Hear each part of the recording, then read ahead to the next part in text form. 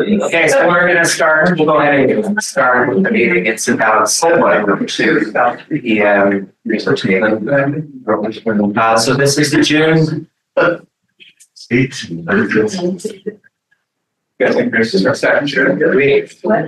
If you would like to continue your personal conversations, you can go outside because we're gonna start the meeting now, please.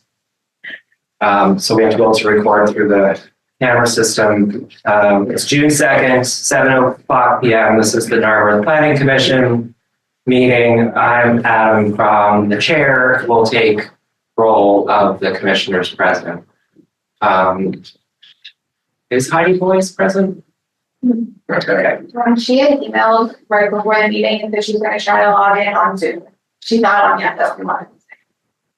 Okay. And Commissioner Bierschwal is also traveling, I believe. Commissioner Bressie is here. Winslow? Here. Hi, Anna Coney. Here. Anna Coney. Grace? Aaron's not here. Hello, I'm on there you the phone. Hello. Yeah, sorry I couldn't make it in person. Thank you. And Greenberg. Here. All right, so we have a quorum, so we'll get started. So the agenda tonight, we have essentially four topics. General updates, approval of the minutes from last month, an update on the zoning code recodification project, and a discussion of TOD and zoning recommendations. So the first item on the agenda is announcements and updates, beginning with the chair's update. I don't think I have an update on anything that's happened in the past month that I'm aware of. If you have any questions, you can let me know. Otherwise, we'll go to the Montgomery County Planning update.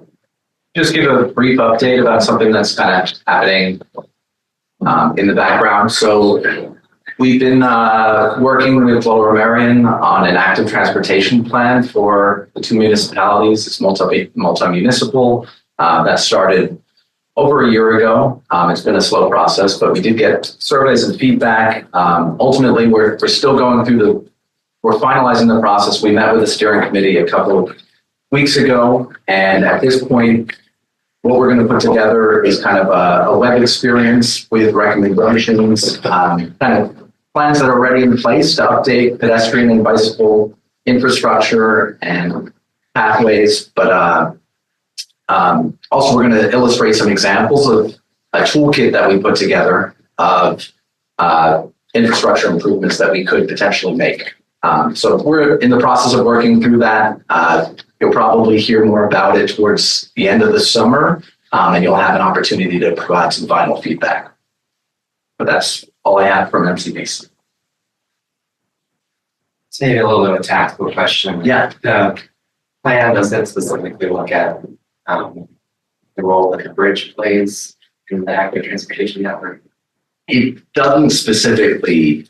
It's more of a general plan, to be honest. So we provide this toolkit. You guys as the borough can decide what you want to use from that, what makes sense in different parts of the borough, but it doesn't identify that. That's part of the mainline greenway though. So that is identified on the plan, the mainline greenway, as one of the plan networks to be updated.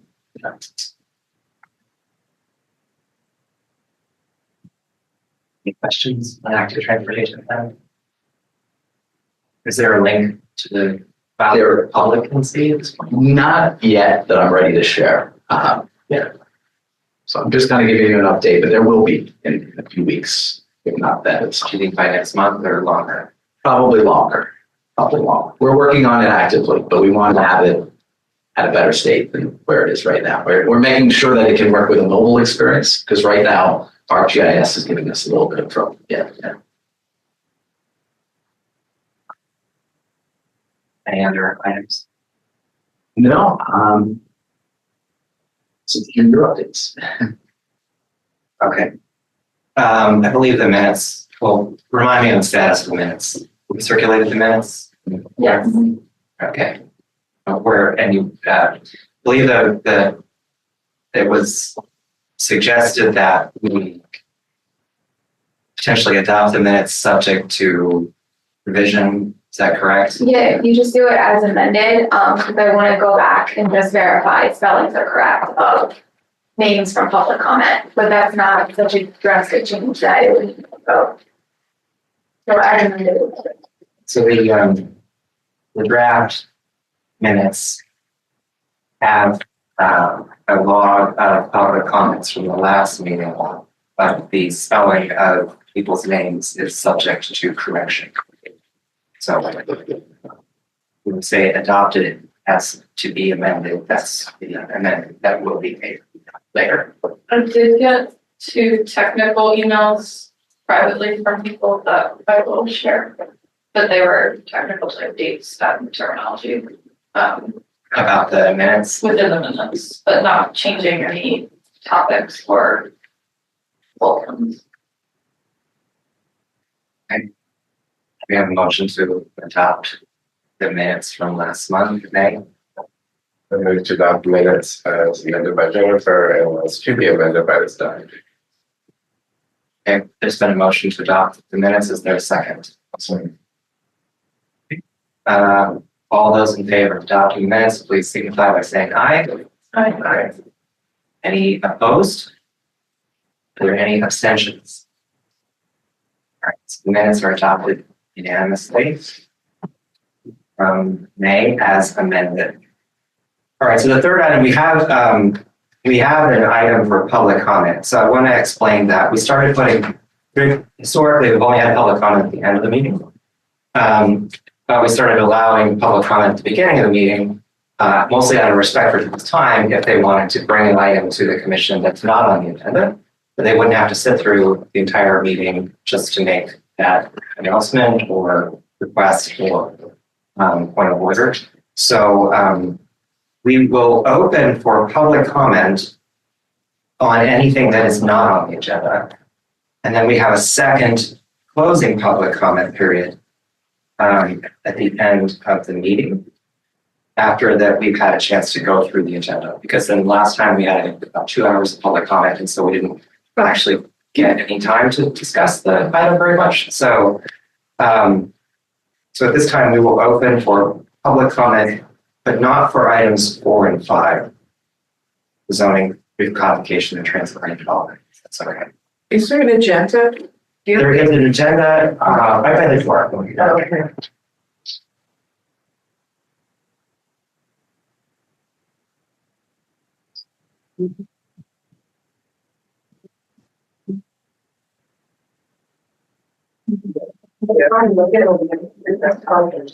There was only 2.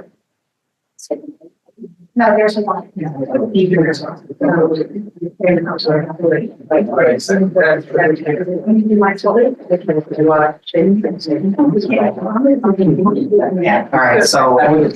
Is 4 and 5 going to be covered tonight? 4 and 5 are the next 4. Yes, the fourth item, the next item on the agenda is zoning code recodification project. That's essentially an attempt to basically redraft the zoning in a more readable format, or a way that I guess makes it simpler to use it, not to change policy. And then item 5 is the discussion of housing and transit-oriented development and zoning recommendations. So that's after the zoning discussion. Again, is there anyone who wants to make a comment about anything else? Okay, so if nobody's here for anything else, if you do want to make a comment at the end of the meeting, we'll send around a sign-in sheet so that we have your names and as well. And then we can call people if they want to be recognized. Okay, so we will go to item number 4, the zoning code recodification project. And that's being led by Commissioner Todd Bressi.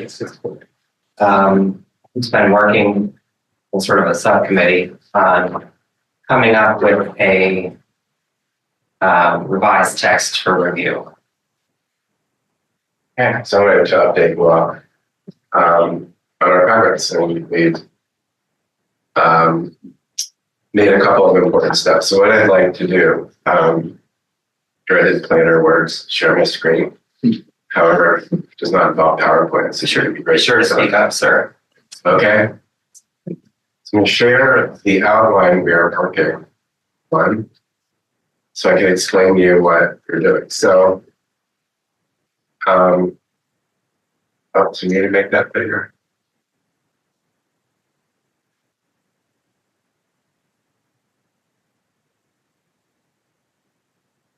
So the purpose of this project is to really reorganize the zoning code. As you see, it says policy neutral.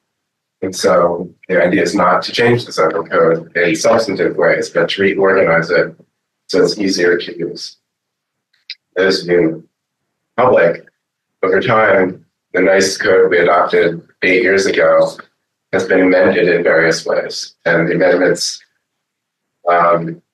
wind up going in different places, but when you try to understand what you can do with your property, it's kind of unintelligible. You sort of have to understand how it's constructed and what it looks. And so the idea is to make the code more understandable and user-friendly. As a byproduct of that, we expect to find little inconsistencies in the code, things that conflict, or places where there's gaps, because when it was modified, there's things we missed. We are keeping tabs of those, but the purpose of this exercise is just to do that reorganization to see what it looks like. Whether or not the code will actually modify it this way, or whether it will just sit there and then wait for other amendments, we don't know. This is really just an exercise at this point. I've been working on it a lot. Councilmember Galdini has been working on it a lot.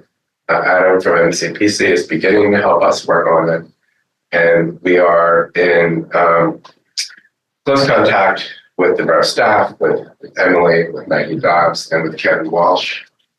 When we began initially, we also had help from the solicitors. So the work is bringing in the expertise of the people who actually use it. Kevin Walsh is on the call tonight.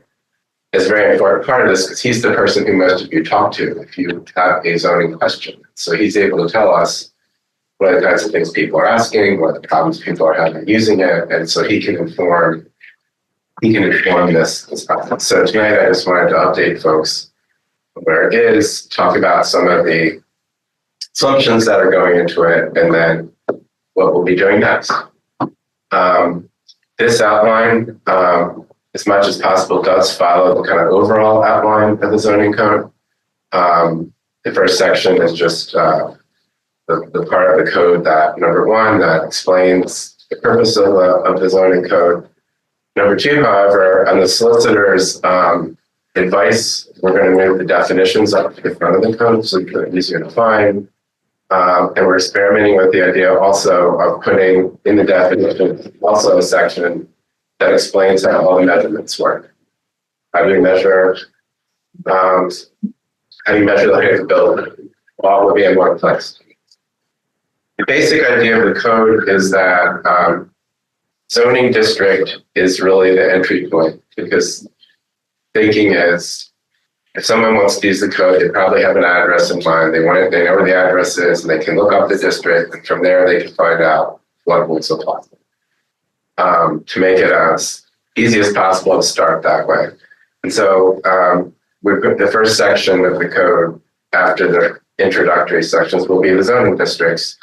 One of the things we are doing for the sake of unscrambling this all is looking at the 5A district, which is downtown, as 3 potential sub-districts because if you really look at the rules, there's 3 sets of rules downtown, depending what block you're on.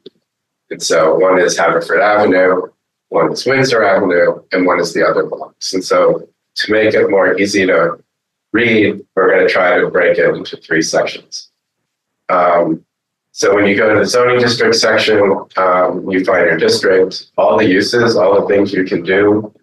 If you want to open a restaurant, you can check on the list for your district what is allowable, and then you can then check the definition of that use and find those rules. One of the major things we're going to do is, and this was a conversation we just had, I think Thursday with the staff. As much as possible, any design standards or site planning standards specific to that district will be included right there in that district. So that at a very simple glance, you can get the basic rules about what governs what could happen in that district. It sounds like a fine point, but we actually debated it for quite a while, how that gets organized. But that's what we're going to try to do. And our next step actually is Adam and I are going to attempt, I'm going to try and do that for the 5A district, and Adam's going to try and do that for the 3B district, and we're going to see how it works, see if it makes sense. We like what we see, then we'll do the rest.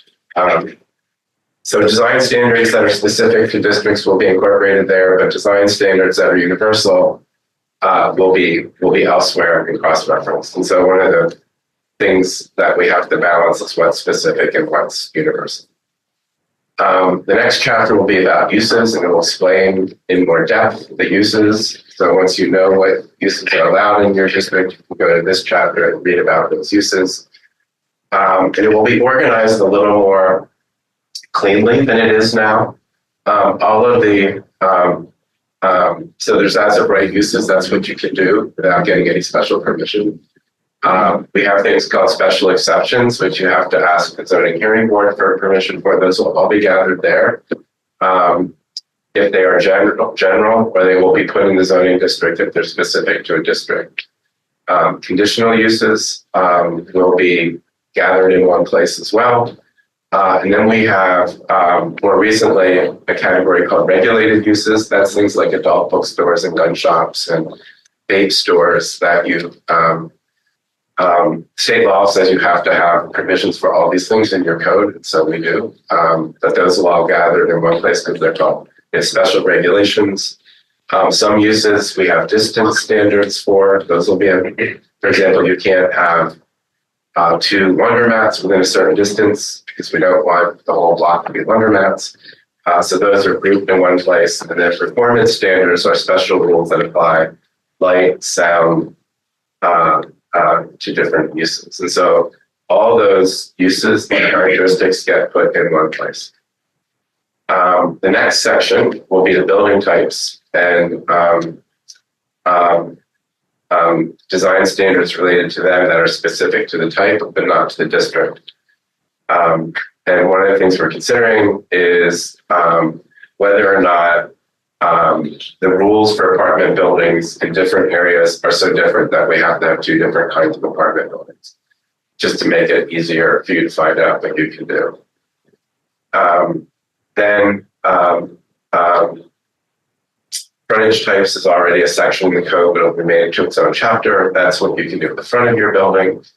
And again, that would be in the zoning district. It would say here in the zone, the frontages you can use, and then this would explain what they are. That's kind of how it works now. We would put accessory buildings in its own chapter, so it's easy to find the rules about garages and ADUs and things like that. Green design would go in its own chapter. Right now, there are rules about green design in 3 or 4 different areas of the code. They would all be pulled into one place, which will make it easier to cross-reference them elsewhere. Parking will be broken into quantitative standards, how many spots do you need, and design standards. Where does parking go in your lot? Where do you put it? And when there are rules that are specific to a zoning district, they will go in the zoning district. So you don't have to thumb through the code to find them, and they'll just be cross-referenced here. There are a lot of, in Narberth, the town which predates, so a lot of unusual situations. Sometimes a lot or a building is in more than one zoning district, or it's on a corner, or goes from one street to another, or doesn't have 4 sides, we have 3 sides, 5 sides. All those things have to have rules. And so because those are kind of unusual situations, those are just gathered into one place. And non-conforming situations means, perhaps your house was built before the code was written, and therefore it doesn't conform with the rules. there are at least 5 different places in the code you have to look for those rules. Those will all be gathered into one place. So like things go together, so they're easier to find. If they're specific to a zoning district, they go in the zoning district. If not, they get cross-referenced where they're applicable. These sections that are gray, I'm not really working on. And then the end is really the code that exists. It's how the code's administered, how it's enforced, how it's changed. And then state law requires us to have provisions for cell phone towers. So there they are. And it also requires us to have provisions for mobile homes, not like that we are advocating for them, but state law says you have to have them. So if and when we ever develop those will go at the end, because they're not things that are common or really expected in Narberth, so they're just sort of there. So that's the organization. So for the planning commission, I think the key thing is that as a result of our meeting last week, we decided the key things that I already mentioned, which is that as much as possible, whenever there are district-specific rules, they will be in the district section of the code. And if they are general rules, they will be cross-referenced. The rules that apply to all districts will be cross-referenced. If there are rules that apply to a certain district, they will be folded into that district. That's sort of a balancing between making it easy and not having a zoning code that repeats itself in every district. And we understand it's easier said than done, and that's why we're going to experiment. Like I said, Adam will work on 3B and I will work on the 5A district. And then the second thing we decided to experiment with, because again, we're just taking iterative steps, is to see if it makes more sense to have 5A district organized 3 sub-districts, because the character of those different parts of the district is different. So those are the major questions that we addressed last week, but those will actually, that was a kind of big stumbling block that we had to get by. Now I think we can progress pretty quickly at sorting out the districts. So that is where we are. And like I said, we're not doing this with the explicit intent that it will come to council's legislation. We don't know if it will or won't, or whether it will just be something that is adopted in addition to potential changes as well. So that's my report. Any questions? Commissioner Messi? My question is, when do you hope to have this completed by?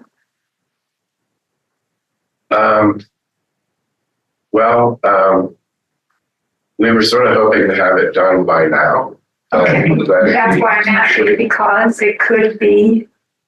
I would say several more months. I would hope this year. I think the important thing about it is it's going to flag other things we need to fix that are probably urgent to fix, and so it would be good to get it done in time to do that. But as we work on it, we discover new things, and it takes a little more time sometimes. All I can say is that we have volunteers working on it, we have a planning consultant working on it, we have our staff working on it, we have a zoning officer, so we have one elected official who's giving guidance. So it's actually working really smoothly from that point of view. I'm just saying that because everyone's pulling together as a pretty good team. So that's not a stumbling block.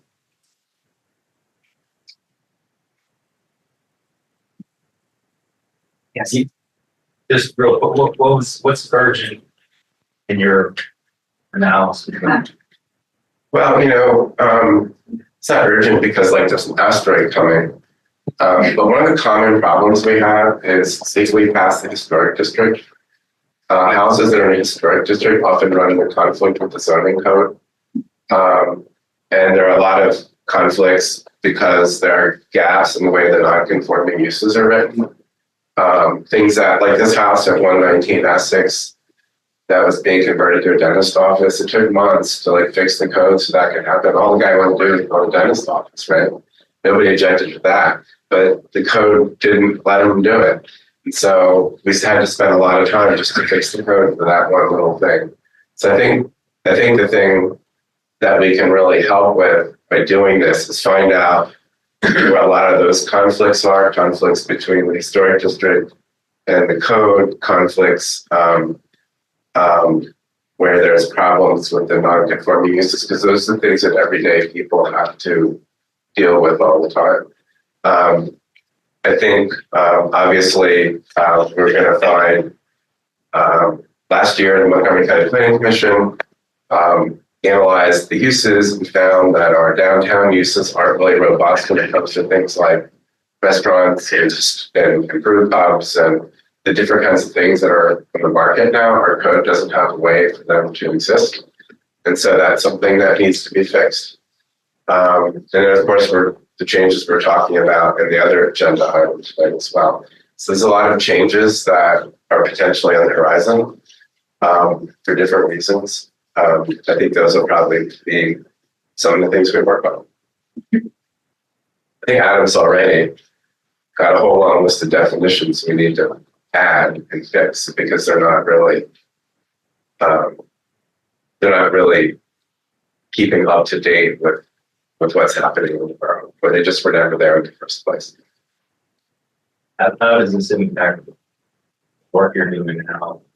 Impact somebody like say the Haverford Avenue property? Is that person falling under the old? Like anything you do going forward doesn't apply to somebody that's actively working on a project now?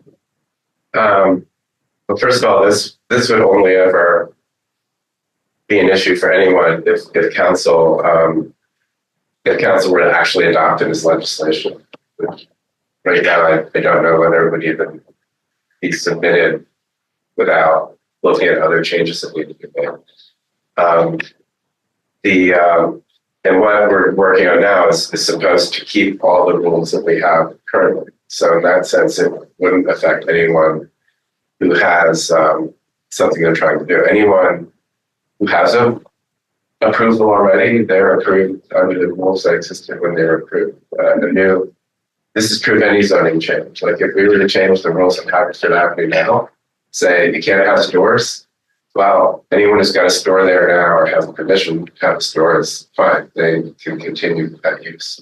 So any zoning change would not change things that have been approved already or that exist.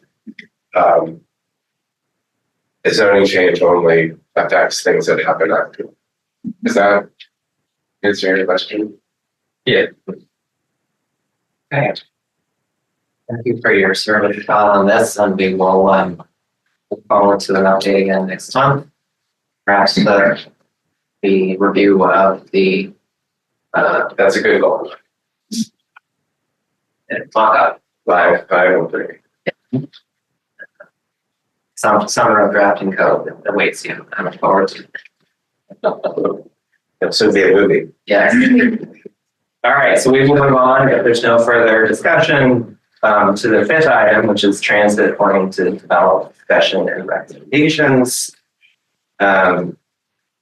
Section A is discussion of TOD possibilities for Norwood and its relationship to housing availability. I'm going to share a couple of things before we start, just as background evidence. Am I able to share my screen? Can you open it up to sharing? You might be able to set up for multiple users. If not, you can request.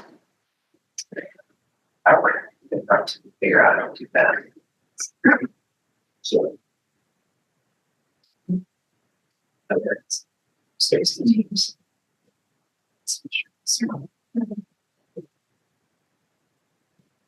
All right, so I have a couple maps on the wall. On the screen is the historic district, and I'm assuming most people are familiar with this, but just to make sure, Borough Council passed an historic district, which is this pink salmon color. It covers most of the borough, essentially anything built from 1945 and earlier, I believe. It's would require special permission to tear down. So you're not allowed by right to demolish a historic structure in the borough. So that is the vast majority of structures actually in the borough. This second map is the map of the zoning districts. Todd was walking through 3A. which I believe that is going to be drafted. 3B. Okay, so 3A is the lowest density single family district. It's this red color. 3B is mixed residential limited. It's like the south side and the upper part of the north side and some of the other streets and areas. The difference is that this does allow multifamily buildings, as well as twins. It's a multifamily basically. It allows in this district, especially twins. The green is general urban limited. That's the collar around downtown, which is a slightly higher density, essentially, and more uses. 4B is even more density and more uses. And by density, I mean mostly things like lot coverage standards. And then 5A is this purple color. This is the downtown core, the mixed use core. And then as Todd said, there's different rules depending on which street you are on downtown. And 5B is the commercial properties on Montgomery, sort of here to Acme. So when we say Montgomery Avenue, it doesn't really, the commercial zoning doesn't include the upper part. You can see we have one, apartment building that's zoned 3C, for example, at Midway in Montgomery. So those are the zoning districts in town, and there's not really, so the goal was really not to change the layout of the zoning districts. And as we discussed, or as I pointed out, like basically, there's not that many parcels to build on in the borough today, unless you were to get special permission to tear something down, which you would have to go to council to do. So what does that leave? It does leave anything that's vacant or not historic, or commercial, commercial properties that maybe are vacant or potentially could be redeveloped. So again, so we were asked to look at housing, specifically providing more diverse mix of housing. So the goal with, we talk about transit-oriented development, it's just essentially more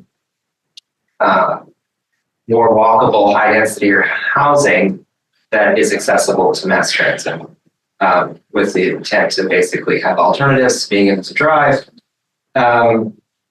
So our goal, the issue is really to create and support a diverse mix of housing, including units that are affordable to a wide range of incomes.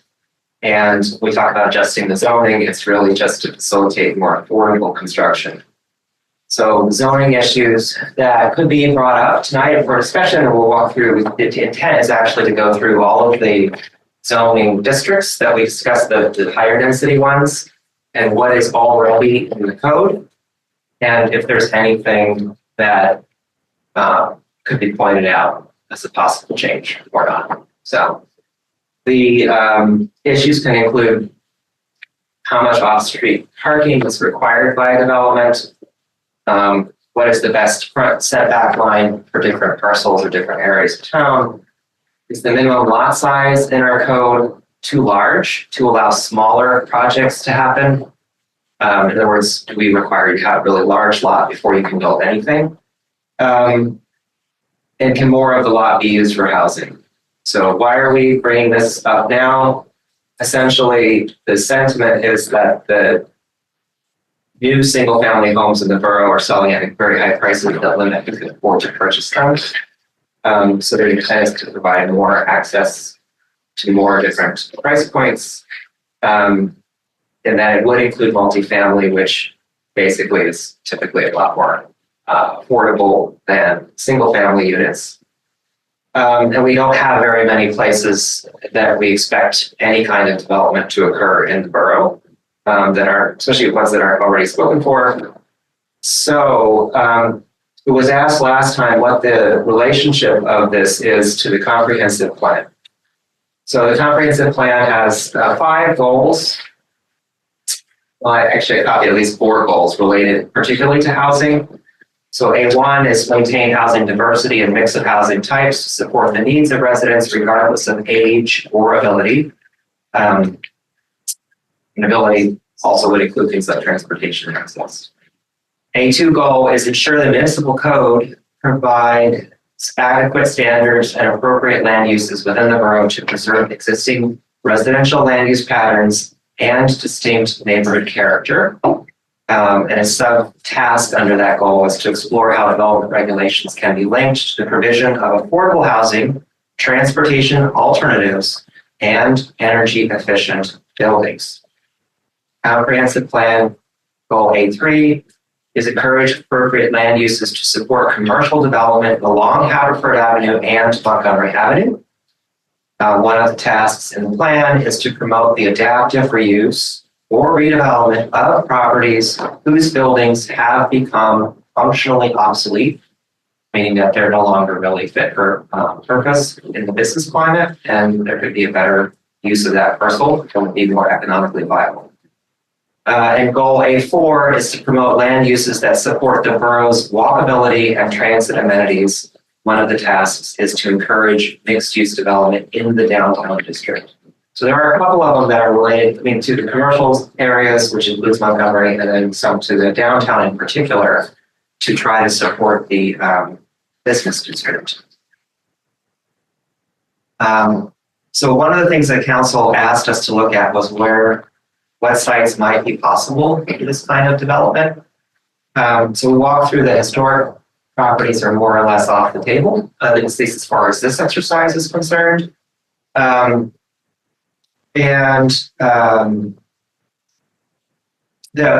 like older commercial buildings that are not historic could be possible to redevelop as mixed use for apartment buildings.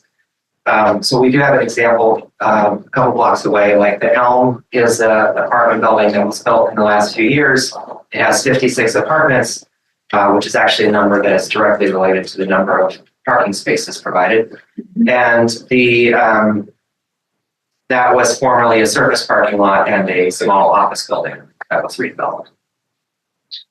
Commissioner Ressi? Can I clarify something about that map for everyone's understanding? So this is a map of the historic district that was adopted. However, some properties in that map area are not covered by the historic district ordinance because the historic district ordinance only covers buildings that were built through 1945. So in that orange area, if there's a building that was built after 1945, called a non-contributing resource, and it is not protected by the historic district ordinance. So it's not a solid. Yeah, actually, thank you for the clarification. And I did mention the date. There's also one more caveat, which is that the structure has to be determined to be contributing to the historic district, meaning that it has substantial historic character and it's actually on the roll of properties that are so covered. So not every property is covered, but the majority of properties are that are in the district. And we've tried, they try to make the map coterminous with all of the properties, but fundamentally the list is what governs. And there is a separate historic architectural review board. It's a separate commission of the borough tasked with carrying out the historic ordinance, and they advise property owners on construction and those kinds of topics. And they have been asked by council if the list should be revisited, if some properties were put on the list that should not have been put on the list, and because they're not really historic, and whether properties could be added to the list that are currently included. And also whether the date line should be considered to include newer structures. So that, if you want that's a topic for the Historic Architectural Review Board. But as it is today, there's an ordinance. That'd be required, probably. Highlighting which parcels are in and out, just for the public reference. A few things, I guess. Yeah, we've asked if that can be done. So see from GIS, for example. So basically, there's only so many properties in the borough, though, that really are viable for development at this point. All right, so, and we can go, what I will bring up is the table of zoning districts in a moment, and as a high level sort of prelude, though, what is allowed right now is that multifamily housing is allowed in the downtown and the commercial areas, especially in a mixed use format, meaning housing over commercial space. But apartment buildings are only allowed in the borough as a conditional use, meaning that it takes legislative action, I think, to approve the project. So there are conditions to build an apartment building. And under state law, we actually are supposed to allow 4 by right apartment buildings, I believe, which is a topic to bring up for the zoning.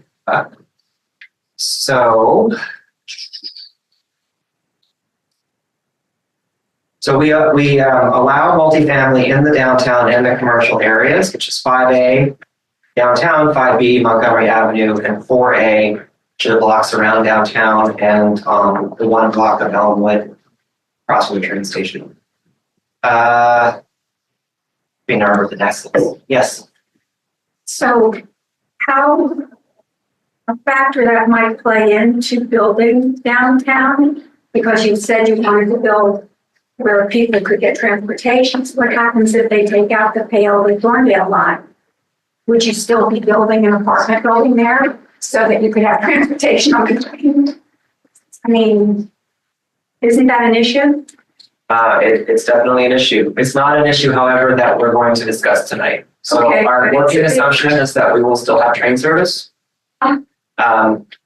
If you oppose the cessation of the train service, then please join in the many voices contacting the state legislature because they're considering the budget for next year. It's a big. Yeah, look, I don't want to get on a digression, but that particular issue is worth several $1 billion in economic activity to the metropolitan area. It's basically been proven statistically that the train station adds a ton of value to the catchment area, and it obviously provides a lot of access for employment and other types of trips. So, but that's beyond our control. Yeah. I would suggest that we not dwell on this topic. Council's asked us to do this task, and we should do this task. I think the question of what to do about this feature is something council should address, not us. Okay. So we will, we'll take comment at the end of the meeting. So, and this is as a prelude, basically the existing borough height limits, if people are interested, it's currently 3 to 4 stories. It's mostly 3 stories. There are some places that only allow 2 stories by right. Ironically, that includes Haverford Avenue, which has existing 3-story buildings. There are Windsor Avenue, you can build a 4-story building on Windsor Avenue. And then so 3-story buildings are allowed in 5B and 4A.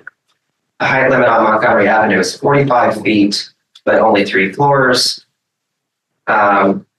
Parking regulations will go through, but it's generally currently 1 space per unit with some exceptions and 0.1 visitor spaces per unit, rounding down. And then we'll discuss minimum lot sizes, parking, setbacks, heights. We might get into things like building length, basically the dimensional standards for development. So, and we can also discuss uses that may or may not be included if necessary. So I'm sharing on the screen a table of the 4A, do what I can, but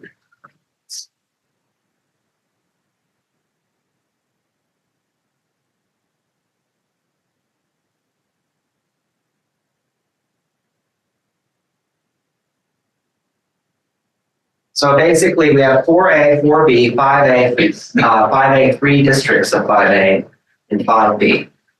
And 4A is the general urban limited area around the downtown. 4B is that blue area of general urban open. 5A Haverford Avenue is the basically this sort of area where Mapes would have been. that block. 5A Windsor Avenue is the portion of downtown that faces Windsor. And the 5A other is everything else. And then 5B is Montgomery Avenue. So Commissioner Bresci actually populated this table. And so what we can do is go through it for real discussion. So basically, in the first row, we have what's permitted by right with regards to apartment buildings. So this table is specific to apartment buildings. It's a multifamily type in the downtown context, in the commercial area context. So existing is in 4A is a conditional use. I think we're looking at the parking page right now. Oh, sorry. And just one thing to clarify, I populated it, but I populated it with recommendations you provided, Adam, at our April. Oh, well, we have a mock-up of like concepts to like change, but the point of it is actually to go through it and take discussion. Right. I just don't want folks to think this is my recommendation. No, this is your file, but that's okay. Yeah, but I think you include the things you gave us. We'll go through it. Yeah. So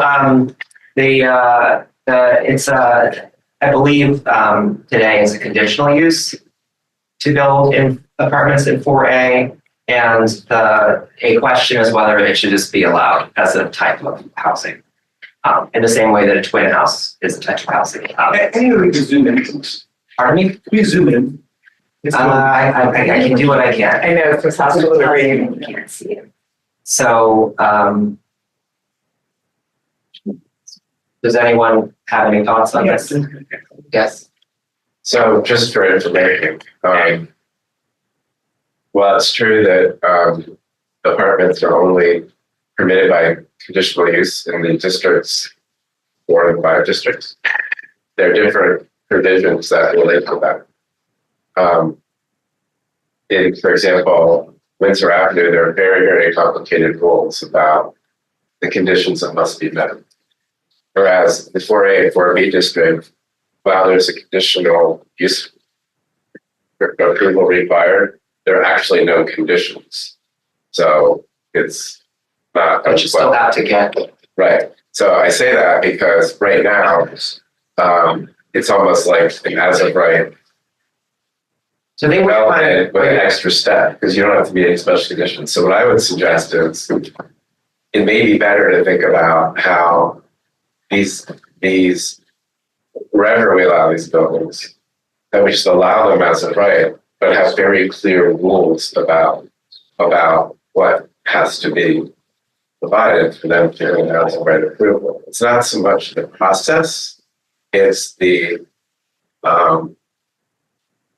rules in place that govern what that building can be and what it can do and so forth. So I would advocate that we just develop robust rules for these buildings, but not have them be an extra step in the process. Does anyone disagree? All right, so I think the sense of the commission is that the idea is there are no conditions on apartment buildings today. So we would actually set the rules, but make it automatic in that sense, as opposed to requiring going to council when there aren't conditions anyway. So, Well, to be clear, in both cases, the council has to approve. Right? The council has to. no, Whether I don't think that's true. By right use doesn't have to go to council.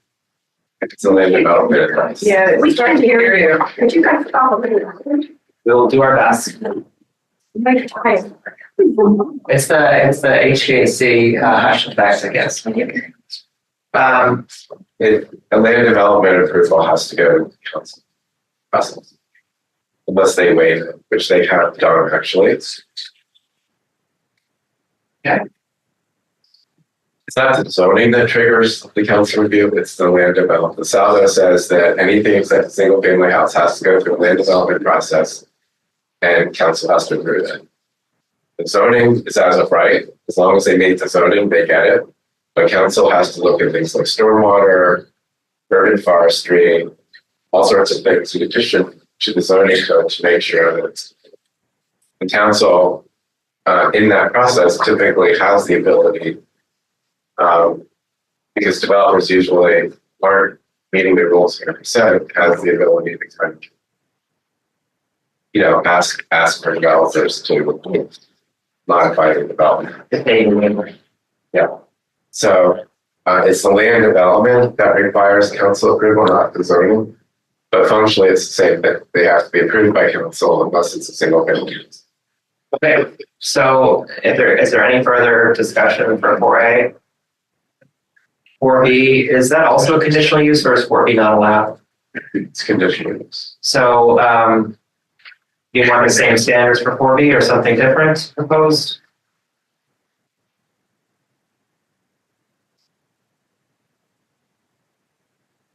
I'm not sure there's really anywhere to build in 4B, but I don't know. So another thing I have suggested is that we might also consider allowing existing buildings to be converted to apartment buildings as a Yeah. right. So for example, 4B is Iona and Woodbine. There's a building on the corner of Iona and Woodbine that's right now a commercial building. But maybe one day someone wants to convert that. What is it? It's like a studio or something. Would that not be allowed now? Not to, I don't know if it would or wouldn't, but I think that So we just make it plain then? Yeah. Okay. So I think in an area like 4B, you might see, where there's a collision store. I mean, that isn't the 4, is that in the 4B? I mean, one day that might become something that is more valuable as a different kind of property, which would be a development. That would be an opportunity site. I don't think we should discredit the unavailability of lots currently, knowing that there are workarounds within the borough to get approvals, even if a property is considered historic. All right, so we'll say, the sense of people is that the answer is yes, and allow conversion of existing structures, which I think you could make the case that's pretty much everywhere. Or like, if an apartment building is allowed. Well, anyway, I don't know. I mean, all right. And there obviously, there's technical building code issues and they would be covered by it.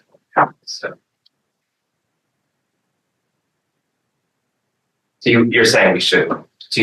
Should we allow, or are we suggesting?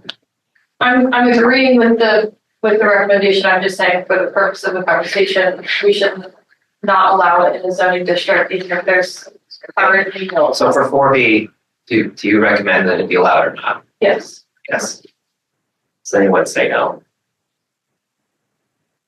Okay. So 5A Haverford Avenue. Can I ask a clarifying question real quick? No. I mean, just this little action here with what Todd brought up and what, I don't know her name, but she made a clarifying statement about workaround current structure of borough council as it relates to, the collision building, for instance. Like, what are you trying to attempt with what you're? What she's suggesting is that the code should just anticipate the legislature's ability to, if there's a finding that a particular project is in the best interest of the borough, like, the zoning should anticipate that, I guess. Coming back from the historical. Well, as you mentioned, in some ways it goes to council regardless, but yeah, specifically whether, I suppose, historic property can be demolished if council allows it, as one example. And in other cases, the properties may also be delisted or they're not on the historic rolls. So that just because site is occupied doesn't mean it's impossible to develop. 4B is not a very large part of town. But there is some that exists, obviously. So, and it is in some ways the highest. It's a high density zone. It allows for, for example, attached row homes with very high lot coverage. So, 5A is Haverford Avenue, along Haverford Avenue. So in the downtown on Haverford Avenue, the intent is, as it has been to date, is to not allow apartment buildings, but only to allow mixed-use buildings. Council did allow the little gym, I think, to be turned into an apartment building, so they can waive, I guess, I don't know how that happened, I but, mean, it's only been that allowed that. but only for what, for just that property? It was, no, not, and it's only just for one property. I know, but. So it was, for buildings that are in historic district, there's like certain conditions you have to meet, and they apply to like 3 or 4 or 5 different buildings downtown. It was in a historic district, it's a historic building, was not on Haverford Avenue, then it could be converted to a apartment building. And this 5A Haverford Avenue district, is that only specific blocks or is that all of the Haverford Avenue frontage? Well, it would run from, it runs from one end of the zoning district to the other. So that would be from midway between Essex and Dudley to midway between Narberth and Grayling. So it runs those two. Yeah, so the only thing about the Dudley extension past the Citizens Bank towards Borough Hall is that that is not really a commercial area. And it's the tail of Haverford Avenue. And I personally think it would be acceptable to transition to all residential use without retail. And I think in fact the lot is potentially even in more than one zone. Certainly the bank is in the commercial zone, but the other side I think is, So you just consider that for the other area. yes, that's what I'm suggesting. It's not the retail district. So does anyone propose like to change the retail district? So Okay. If no one has any changes to that, we go to 5A Windsor Avenue. So that, we also don't allow apartment buildings. we have apartment buildings and mixed use buildings, so Windsor Avenue to go to 4-story by conditional use. And it's straight apartment buildings, right? We allow both, Yeah, Either. or addition, or mixed use. correct? And so, but it's by conditional use. Anyone proposing any changes? So I would support, as in the other districts, making it as of right, but keeping all of the rules in place that are about to form the building. I agree. There's like a whole page or two almost of rules about those buildings, so. I don't see why someone who meets those requirements has to go through the extra step of the conditional use. All right, what about the rest of the blocks that are not, Haverford?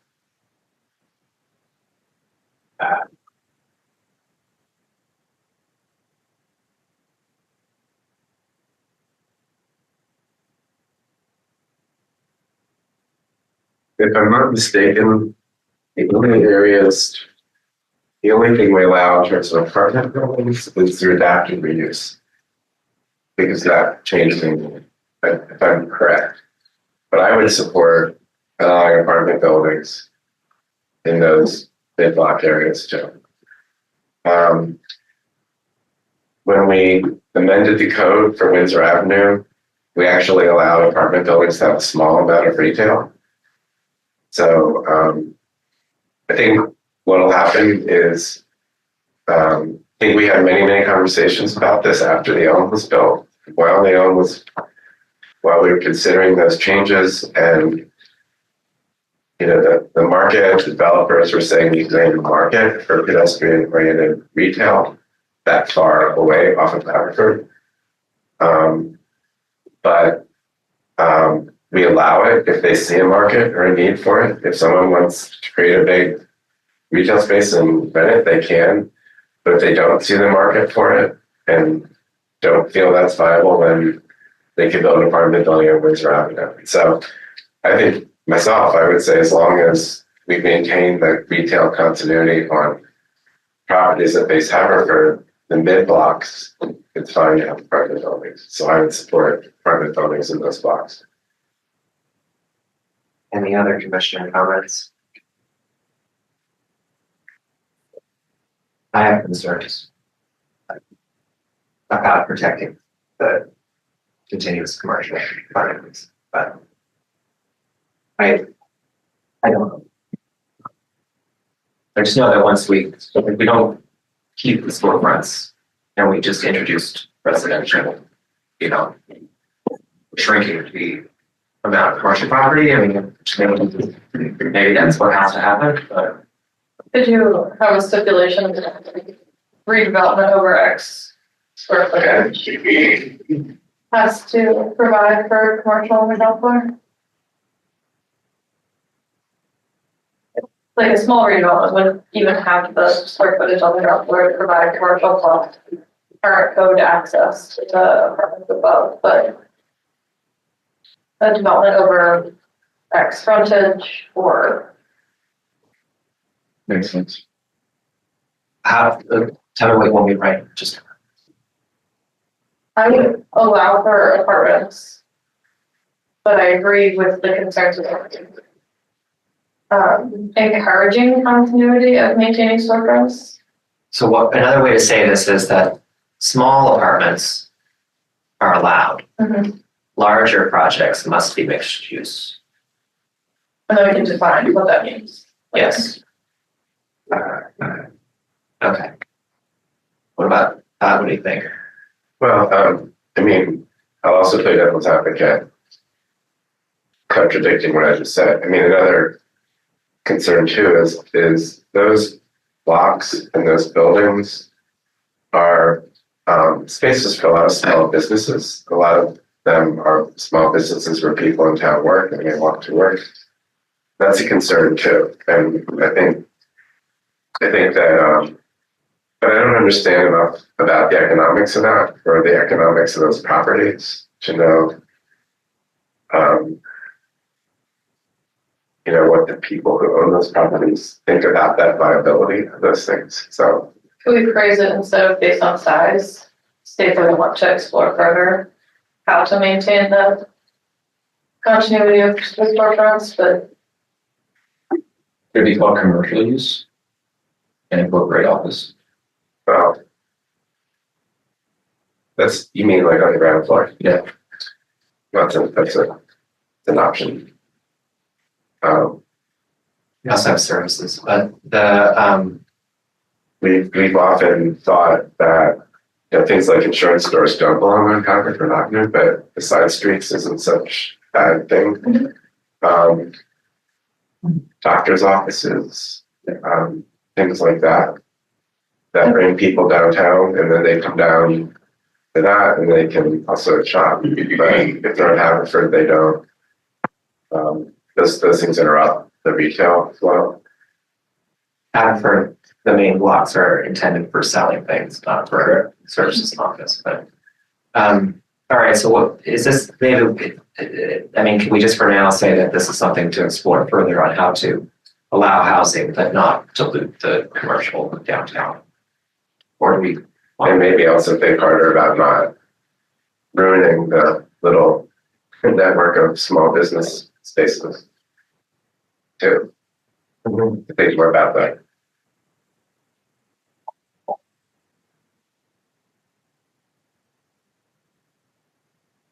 I think it's inconclusive, but as compared to say Windsor, where it's the idea is that you're facing the residential area, you're not necessarily heading to promote commerce on Windsor Avenue. 5B existing, so the 5B allows apartment buildings. Does it not, when they preserve a historic structure? That allows 3-story apartment building, 3-story mixed use building. No. Yeah, and apartment buildings. Basically, the Price House, a developer came to the borough with an apartment building behind the Price House, think that project is currently tabled, but it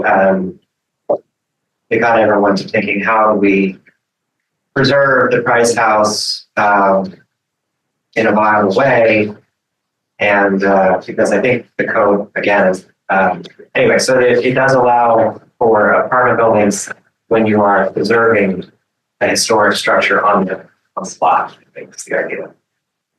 And it's a conditional use for apartments, I guess, right, you're saying? That's right, up to 4 stories, Adam. Up to, no, it's 45 feet, right? It's 4 stories in Uh-huh. footnote 3. You can do both. It's 4 stories and 45 feet. It's footnote 3 of the Oh. table 3. The 4 stories, that's for the historic structures, right? I'm just reading footnote 3 of table 3. An apartment building with a height of 4 stories is permitted by conditional use.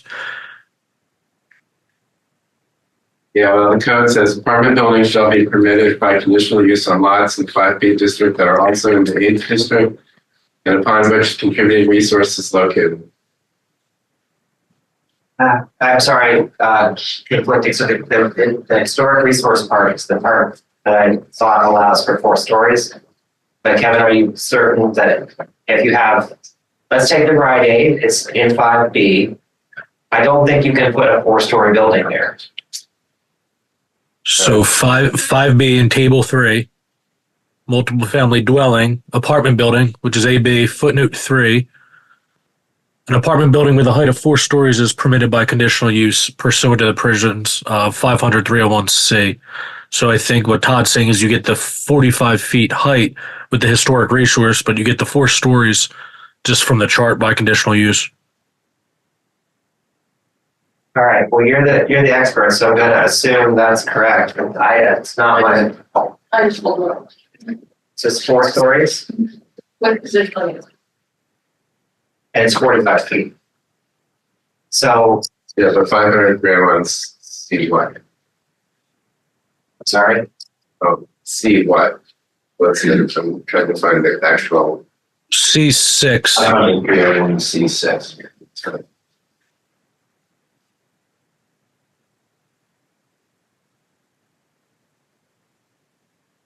Yeah, but the text of the code there says, apartment buildings shall be permitted by conditional use on lots in the 5B district that are also in the H district and upon which contributing resource is located. Okay, so the Rite Aid That is is what not the code says, in the H district. right? That's my point, is it's not the whole 5D zoning, it's related to historic properties. Correct. But Kevin's saying it applies to everything. Well, No. It's referencing that footnote subsection 6, which Todd's reading right there.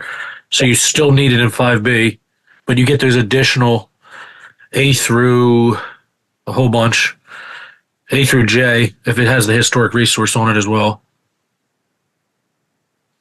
It's hard for me to do so at 12 things at a time. So that, just to be clear, if the Rite Aid is not an historic district, so it does not allow 4 stories, correct? Correct.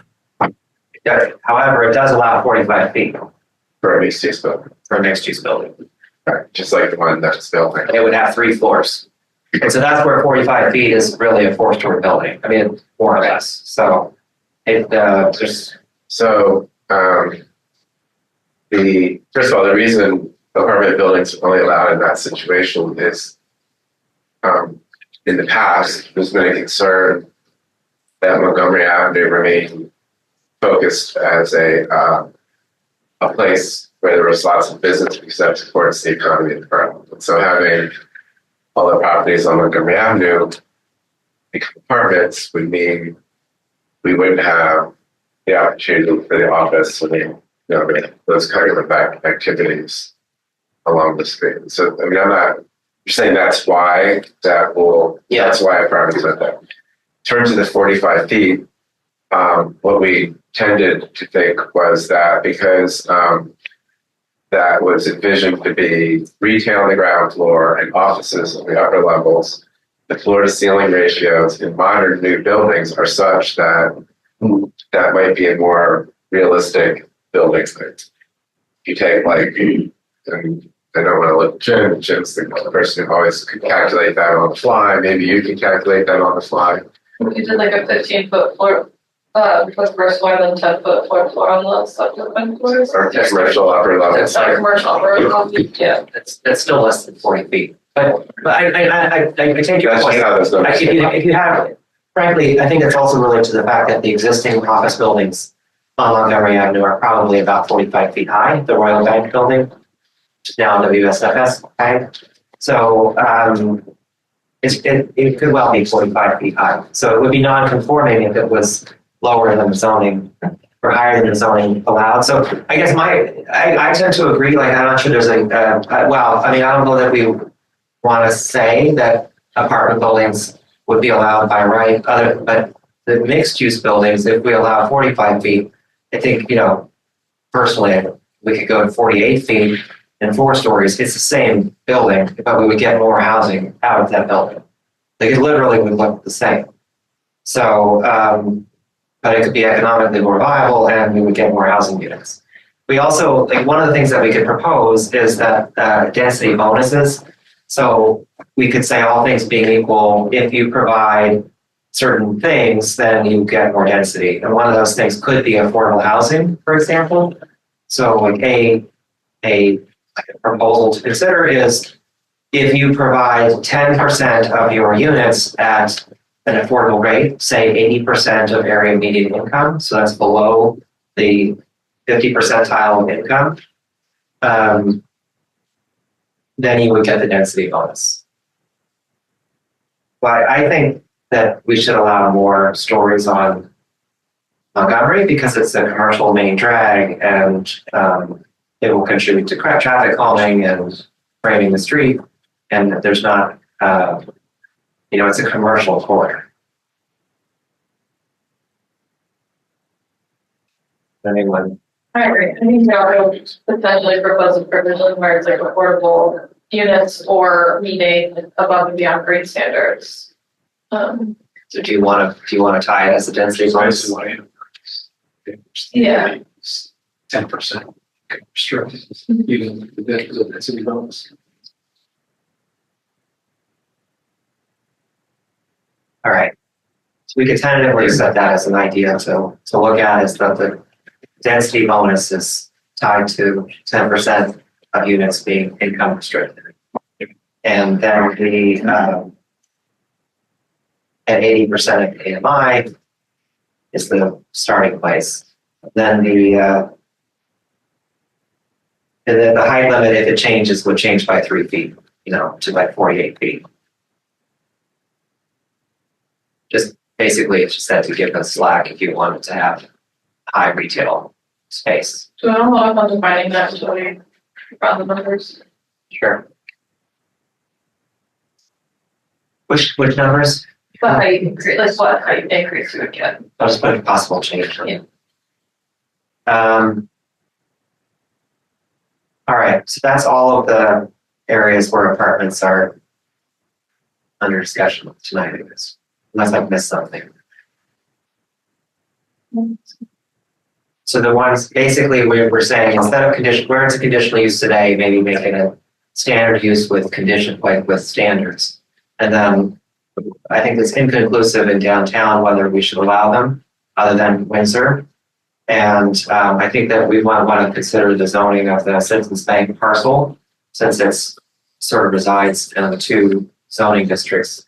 The whole idea is that it's not that we want to add more commercial. We want to figure out how to have a project that has both commercial and residential straddling the two zones. And then we want to promote Montgomery Avenue as and I think what's encouraging about Montgomery Avenue is that the Albrechts, I of course used to buy plants at Albrechts, but the new building is quite handsome.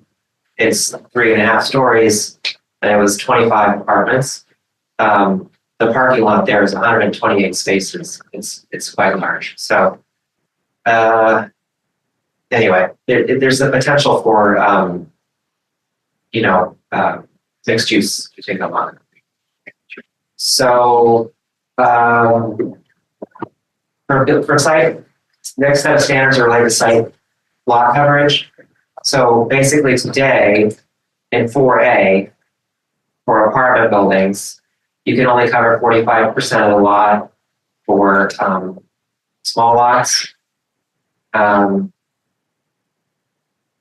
do you have the same for all sizes of lots, I guess?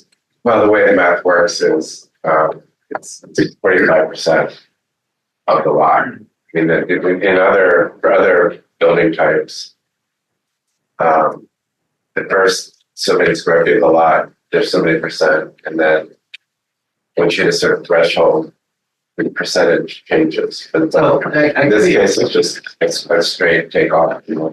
I could be misremembering, but I thought I said you can actually cover more of the lot in a single family house or a twin than you can with an apartment. I think it's like 50% for houses, but I could be wrong. Anyway, it's 45%, which is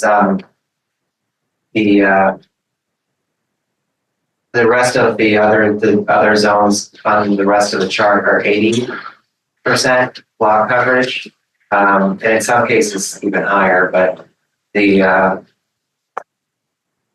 so I think the question is in 4A whether apartment buildings should be allowed to cover more of the lot than 45, and if so, by how much?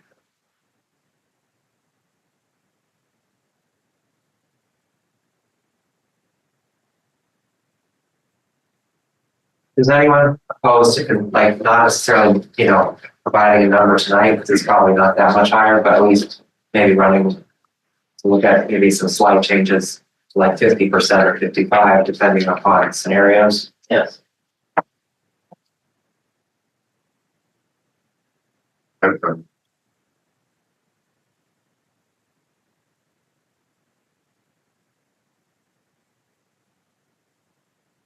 So, and then any changes to the other ones are already at 80%.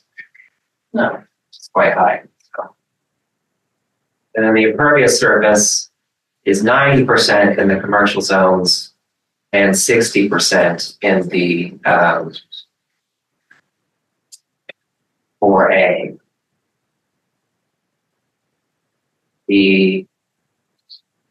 Does anyone? Kevin, if you're still with us, tell me, like, how would a parking lot with pervious paving, is that considered impervious or pervious?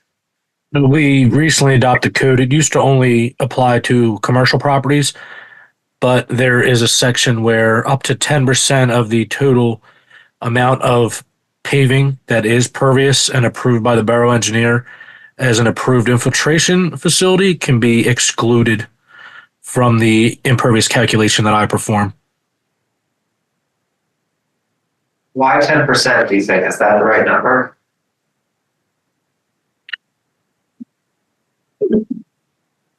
That was with the original code. They just added the residential portion recently, so I'm not sure what the reasoning behind that was. It's 10% of the paving or 10% of the pervious total? Basically, if you had 100% that was covered in impervious, and Eric said that 10% of that was an approved infiltration facility, you would then have only 90%, which I believe is one of the maximums in one of the districts. So that's kind of how you get away with doing 100% impervious if you got that approved infiltration facility to subtract 10%. Yeah, does it include in other words, does the calculation include the building, or is it only things that are not the building? So impervious coverage is everything. That's structures and everything else that's defined as impervious, which is almost anything other than grass and natural dirt. And then the building coverage, which is just structures, is a different calculation and requirement. So today, if you have an approved pervious system, you could get up to 70% impervious coverage of the lot. For residential, yeah, in theory, if you're talking about like 3B, yeah. Again, in this case, it's 4A. And 4B is, see, that's where 4A is 60%, but 4B is 90%. Even though 4B is further from downtown than 4A is. I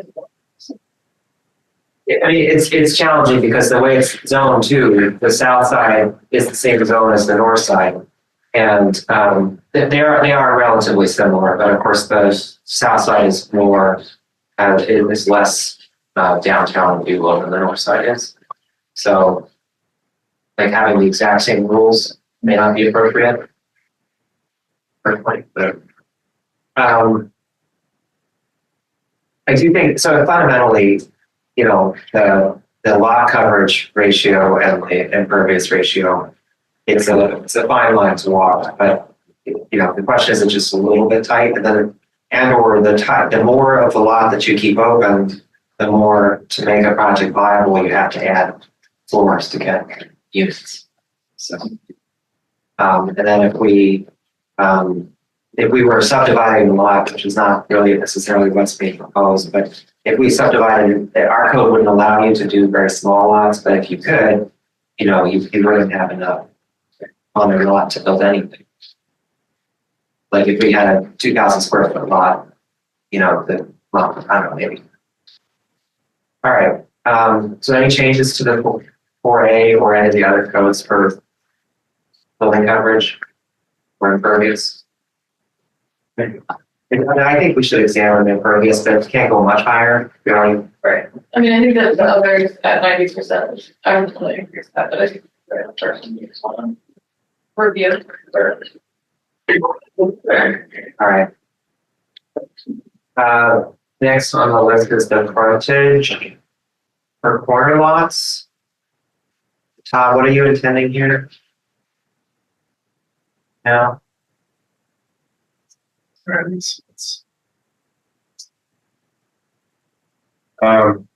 intending anything. What were you intending to do with the table?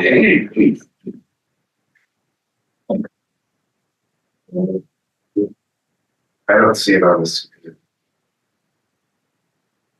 Yeah. So the frontage, this section here, this is a section that just says, if you're on a corner lot, what street should your building front, right?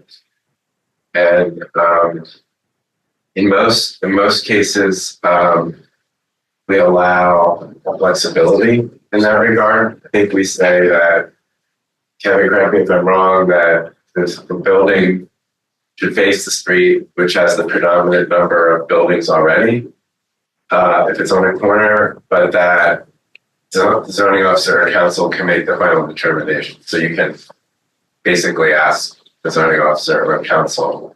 However, the one place where we have rules about that is on Windsor Avenue in the 5A district, where we say that new mixed-use apartment buildings on Windsor Avenue need to face the cross street, not Windsor Avenue. The reason, it's the only place where we have a variation in that otherwise general rule. And the reason for that is we did want to emphasize the pedestrian continuity along those streets, even if it wasn't commercial or retail on the ground level, that we still have a pedestrian entrance on the ground. So like, for example, one of those buildings is already non-conforming, that one across from the Elm, I think faces onto Windsor, right? The Metropolitan Management Building, yeah. So if we were to rebuild that building, we'd say put your entrance facing. If they wanted to Forest. have an apartment building or a mixed-use building, yeah. That's a commercial building. That's not, that, I don't know what you. So in the context of apartments then, why do we really want the entrance to face Forest, Narberth, and Essex as opposed to Windsor? It's okay, means that the answer is yes. Well, that's what we decided before. Is that what we want to stay with? I don't see any evidence to change on that. How's the Elm work? Isn't the primary front I feel like it faces Windsor, on yeah. Windsor, and then there are individual apartment entrances on Yeah, because I think that zoning amendment came after the Okay. and it was because we didn't like that it faced Windsor. We wanted it to face our street. So I kind of okay, it's fine. I don't have a strong opinion, but I do think like there's some potential justification for putting the residential addresses on Windsor and to not emphasize the residences facing on what you want to be a commercial street. But Well, let me just make a comment here. I mean, we could debate everything forever. I think the only things we should focus on are things that are really potentially impediments to people building these buildings and not these kinds of questions. So we could be here all night. What door should a potential building face? What street? if only you were the chair. Well, I'm making that suggestion. So I don't want to sit here all night and talk about what street a building on the corner of Windsor and Forest should face. And I'm more concerned about talking about how we can get buildings developed. And I don't think Okay, that's an we can issue. go on then. So then is there anyone else who feels strongly that we should, make any changes to this item? Nobody feels otherwise, we can move on to the lot size. So what's listed is the minimum lot size to build, I assume an apartment building, which is 8,000 square feet in 4A and 4B, which is quite large on 4B, and 4,000 square feet in the commercial areas. And the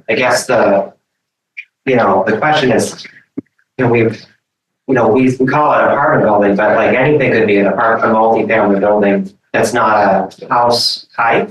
Could be a very small number of flats. Just like 3 units or something, right? 3 or 4. And in that context, would allowing for smaller lots be something you would allow or suggest to be allowed? I think I had raised this question a while ago, whether we should have 2 definitions for a multifamily building, one that's for like more than 5 units and one that is for 5 units, so that you could then define in areas like the 4B that have mostly smaller lot sizes, the ability to have a quadplex without. So you would want a smaller lot size? I mean, is it self-defined? You can only build a small building with a small lot anyway.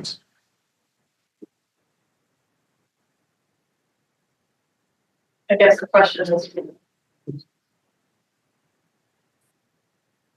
if the goal is to allow for that, yeah. I envision yes, right, like So taking a full single family home up on the larger side and making 2 units off it, just so how do we capture your suggestion? How would you phrase it? I guess to your point, we could just reduce the minimum lot size. And then when Ash brings the conversation, bring up the conversation of the bar definitions. You do have a definition for multifamily house. Well, it's a house type. It's literally meant to look like a house, and so like, do we need another definition that's somewhere between a house and a? Well, I guess I don't have it all, but I just go back and forth, but the multifamily definition for these distinct zoning districts, what does it allow or not allow? And should we also be reviewing that? Not tonight, but should we consider what those requirements are for those typologies? Only because the definitions don't define number of units, which is what I expected to find. So are you proposing that the definitions? So again, how would you phrase this? Consider reducing the lot size for multifamily. Where you also should take the time to review of the zoning chart for these same regulations under multifamily, since this chart only takes into account apartment buildings. Okay, and would you do that for 4A and 4B? Yes. What about the others? I don't have the chart, but I know where multifamily is allowed versus apartment building. I just think it's something that should be reviewed. Multifamily is everywhere, but 3A, 5A, and 5B. It's like, in a way, it's defined as house type with up to 5 dwellings. So we would not be the same number by then.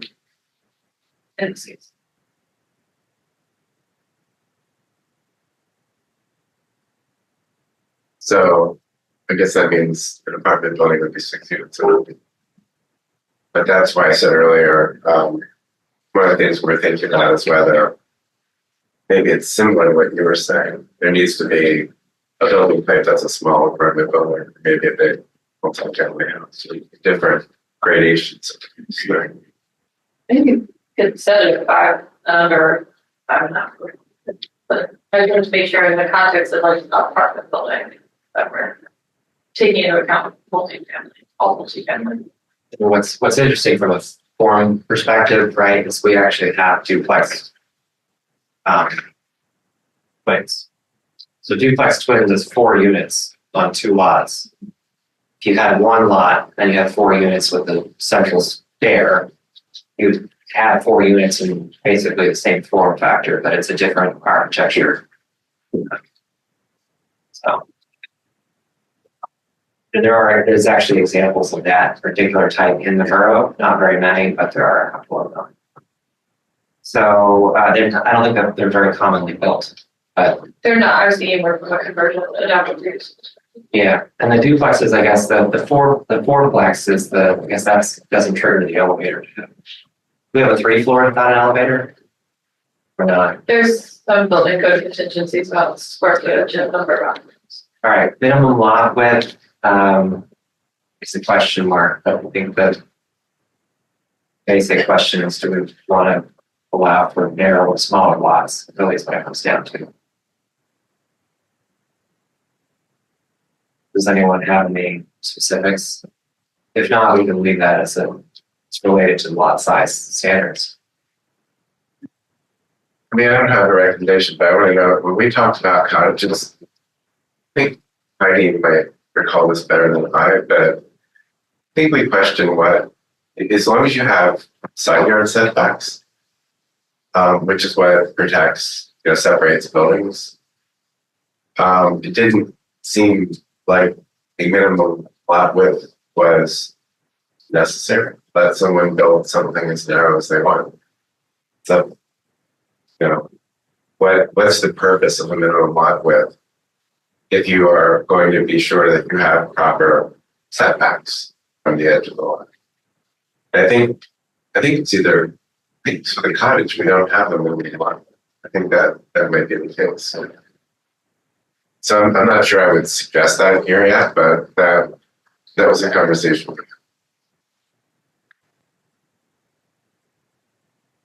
What would the reason be for wanting to have a minimum lot width if you have good side yard setbacks?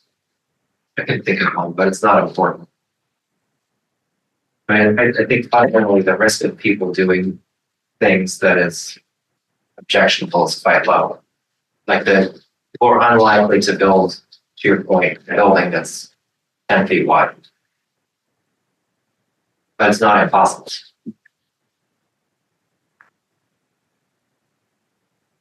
If someone were to build a house that's 10 feet wide, why would we complain about that?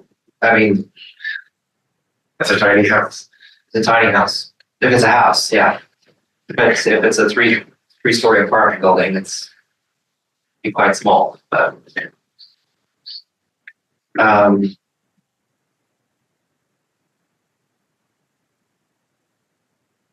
in the commercial areas, it says the minimum lot is 40, and that actually is kind of large, but all right. So this, again, I think this was intended for multifamily buildings only, so. The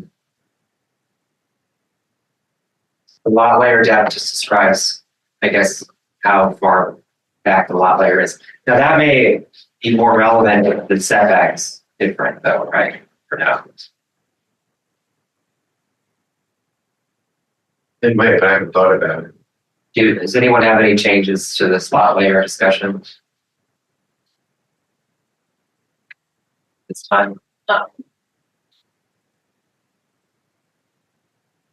All right, so we're gonna move on then because nobody has the comment.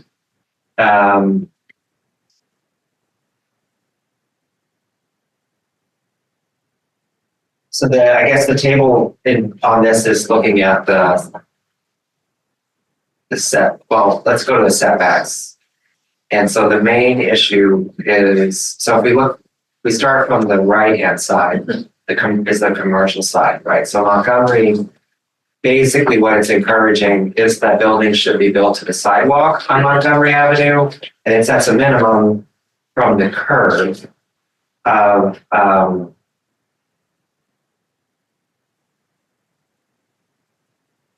or I think it's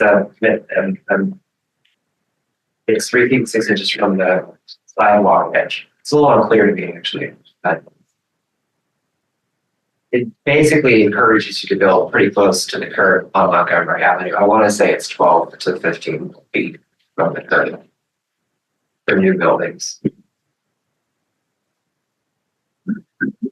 Kevin, do you know what the front setback is on Montgomery Avenue? Here, Aaron? Montgomery Avenue, which is 5B, is 3 feet 6 inches minimum, 9 feet 6 inches maximum. Is it measured from the curb? I think that's a good question. I mean, it has to be from the property line. My guess is because there's no sidewalk that's 3 feet 6 inches, and then it's explicitly measured from the curb in 5A. So I would say property line in 5B, curb line in 5A, just because of how it's written. Right. The 5A is the curb line, and which is 12 feet from the curb. And the others are from the property line, and it's or it's to the sidewalk, I should say, 5A. And then 3 feet 6 inches from the property line on Montgomery. So it's quite close to the street. And 4B is 5 feet from, I guess, the property line then. It's not the curb. But So it's 4A?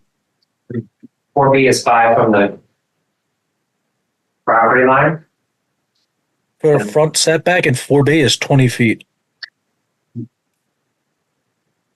For mid block, and then corner lot is 0 minimum, 6 maximum, 4B.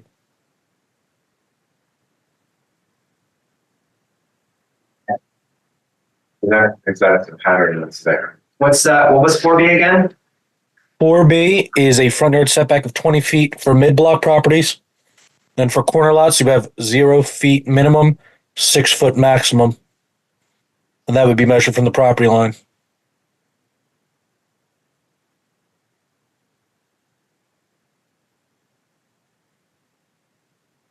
Yeah.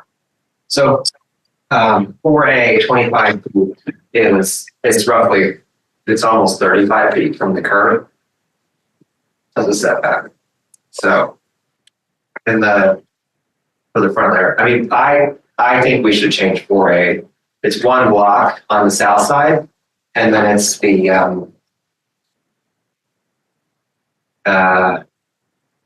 essentially the ring around downtown. But most of those properties are historic. Not all of them. But okay. From a context perspective, when you're building within an existing block, I feel like the frontage should align. But if the property then becomes a corner lot, there could be availability for a step forward.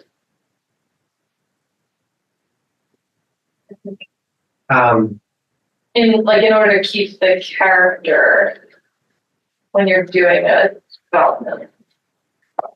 I feel like that's where the frontage setback is critical, and I'm not sure what the right language would be to allow for proposed variation to that, but So I have seen codes that they don't define a distance, they state that you must measure based on the adjacent properties. That's how our code works in 3A, 3B, and 3C. It's the behavior.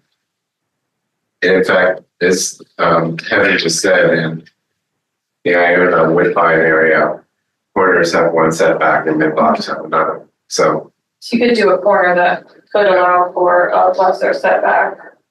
But that if it's a corner that then is adjacent to a existing property, that you need to architecturally set back within X amount of distance of the existing property.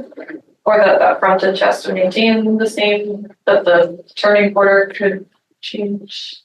I think that part's up for debate, but I do feel like in order to keep with the character of an infill build, there is something about alignments and frontages.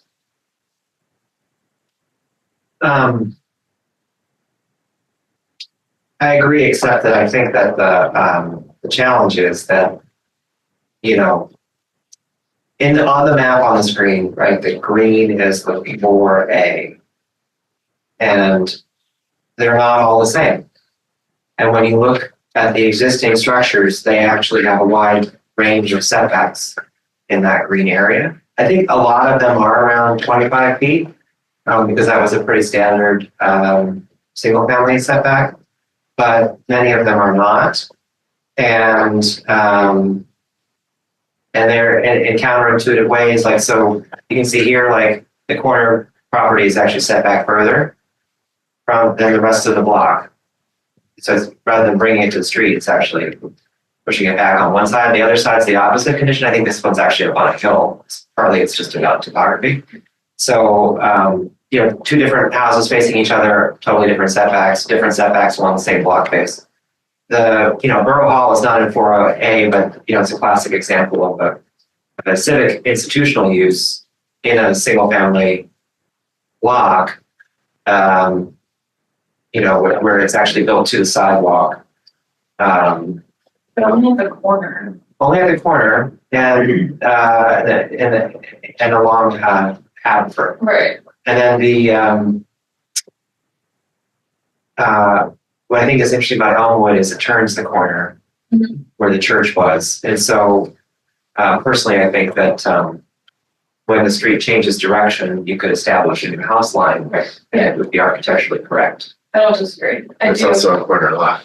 It is, but if we said, but if it's saying, but it abuts properties on both directions, which have setbacks. But as someone who's walked that block 1,000 times, like it's not of any other context. It's actually, that particular parcel where the church was is like it's a parcel unto itself because of the way the streets are angled and the fact that it's facing to the bridge.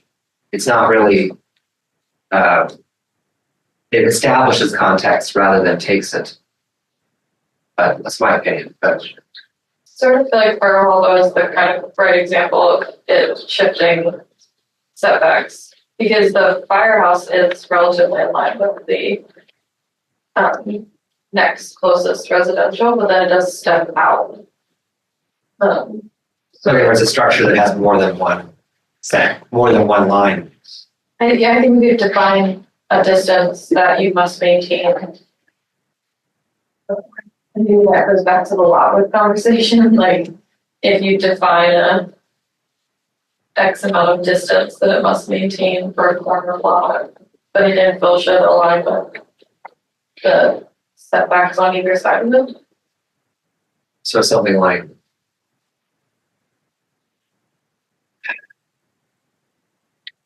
it was contextually driven. You could say a distance from the adjacent structures is maintained, but not necessarily continuous.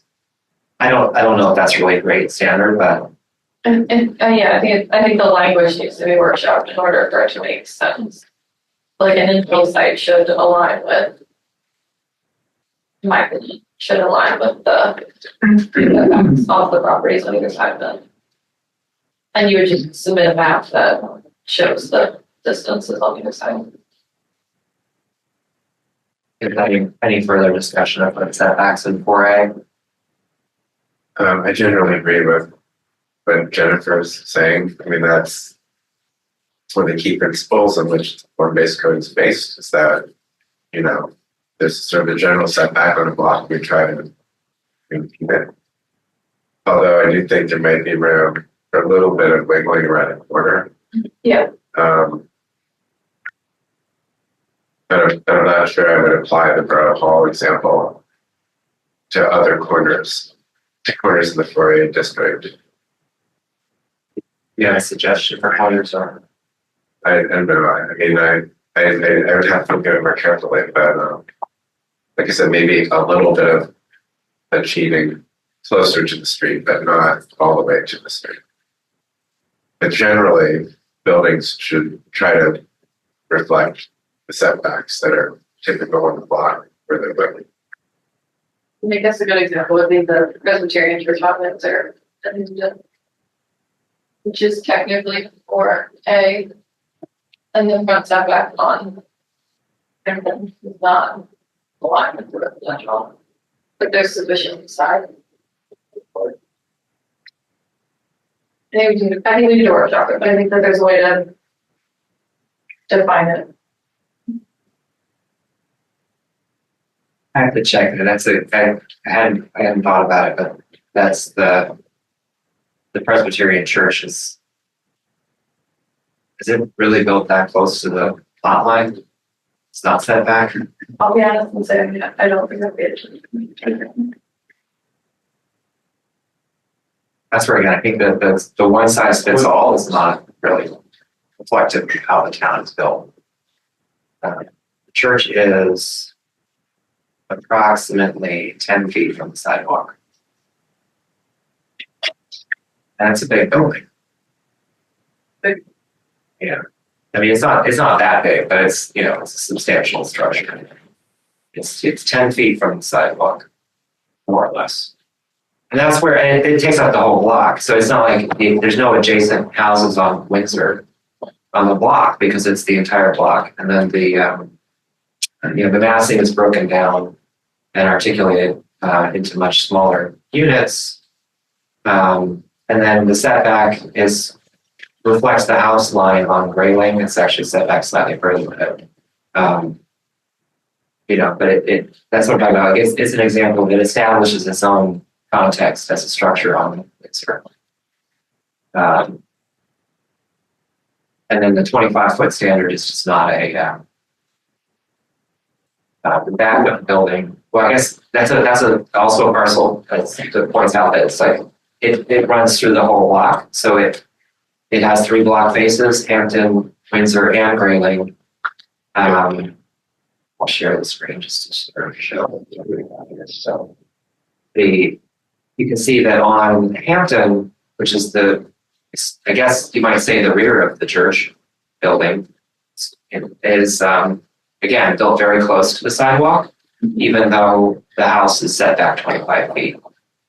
Right, the house is 25 feet more or less from the sidewalk, but the church is like 10 feet.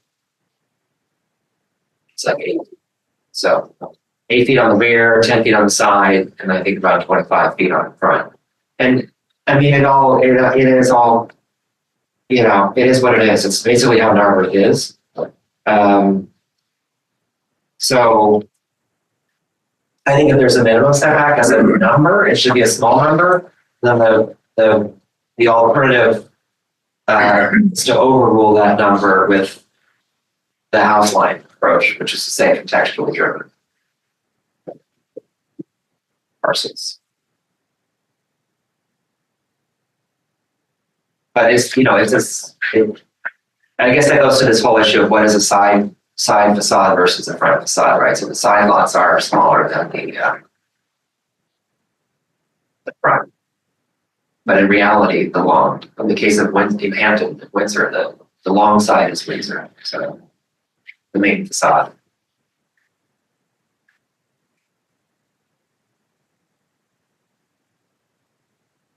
All right, we're almost we're getting close to the end, I think.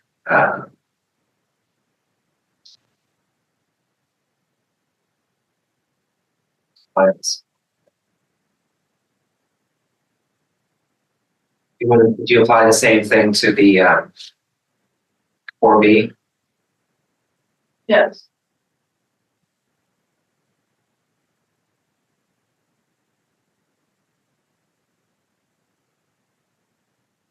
The context-driven approach.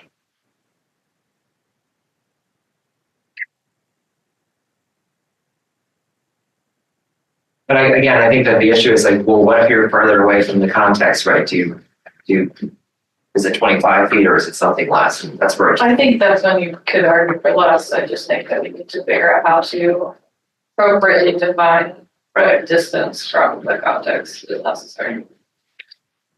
any further discussion? No setbacks in the front, or the sides, or the rear? I think the rear setback can, well, I don't know. We want to mess with it. But 4A, 4B is pretty large, 15 feet, but it just depends. Like, where are we with how are the cottages done on Rockland, Todd? Can you tell me? Are they 15-foot setbacks? On Rockland? With the Marion house? I know what you're talking about. I'm just trying to envision.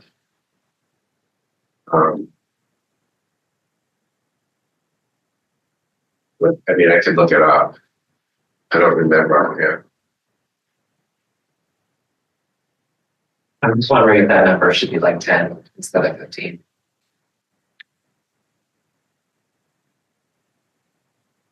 Well, I get back to, in general, the setbacks are meant to be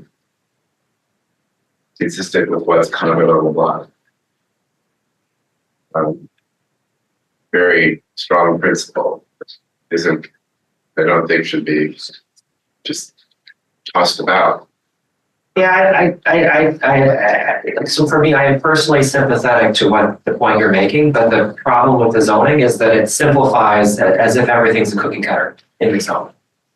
Like, it's 15 feet. It doesn't respect the prevailing development pattern. It says 15 feet. So everyone else could be 30 feet. We could go to 15. I mean, I don't know.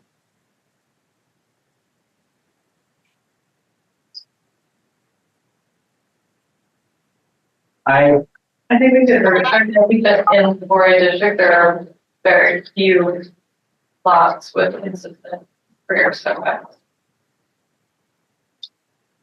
Does anyone object to saying that that's one that we might want to look at further, but we don't have it? We don't know. Because I think Todd's point is that it should be contextually driven. Not sure that it is, but and then I'm not convinced that the number is, it's just, I think it's meant to be like an average that sounds good, but it's not. The problem with all this whole process is that parcels are all very different in some cases, so blocks are different. All right, so the maximum setback,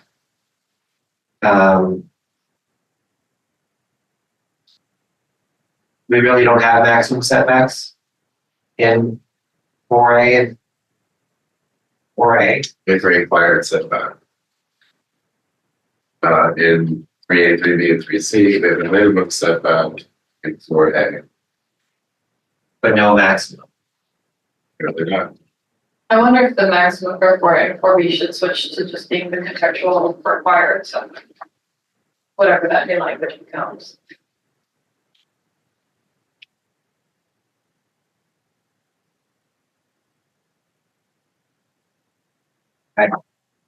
It's a house line, in other words, the plus or minus.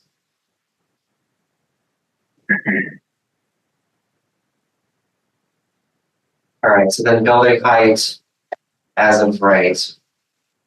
Let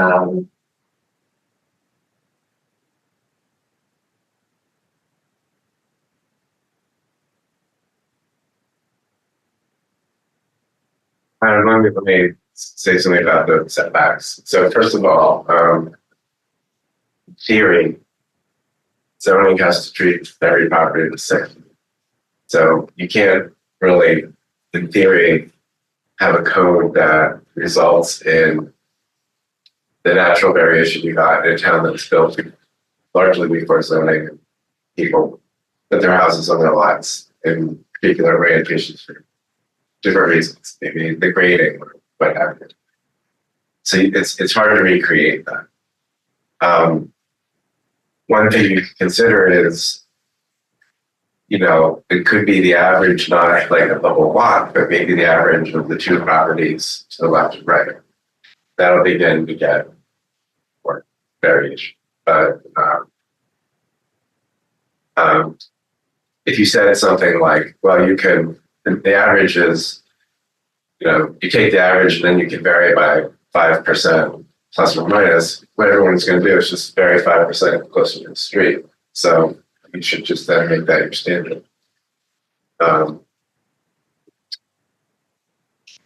So given that you can engineer each site, having a standard that is somehow tied to the average is a good way of trying to respect the pattern of the town.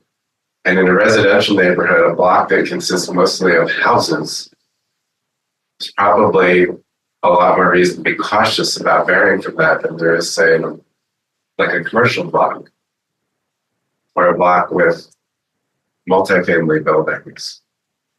So that's part of the context that matters too.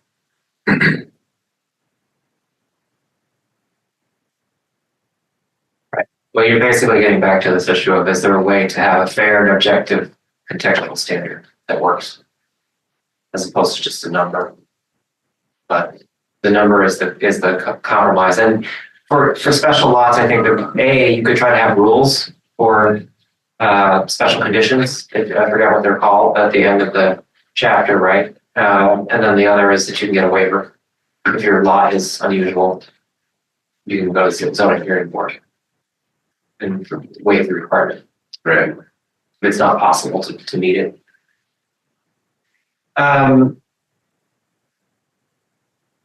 Okay, Bill, I don't necessarily think that I think the majority of the town is fixed. So we're like, everybody will do something. The majority of the town is probably not going to change much. It's more like, do we have degrees of freedom to allow designers and owners to, contribute to the town in the best way that they can. But the building height as of right is, I believe it's 35 feet in 4A. Does that sound right? And it's 32 feet in 5A. And it's 2 stories in 5A Haverford. And it's 45 feet. And basically the bottom line here is basically where you would, it's more or less fine for 3 stories, where 3 stories are allowed. It's not a lot, but it's not, it's probably close. There's probably some technical issues with how it's calculated, but so the real question is more like, so if anyone wants 4 floors, you have to change the height limit to reflect that.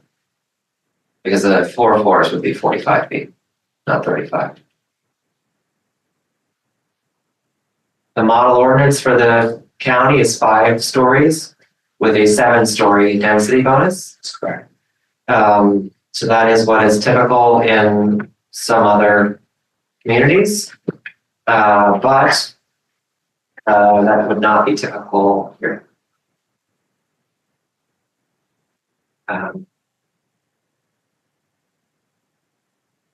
I feel that there could be conditions that would allow for a higher building, like affordability or green standards, expanded green standards.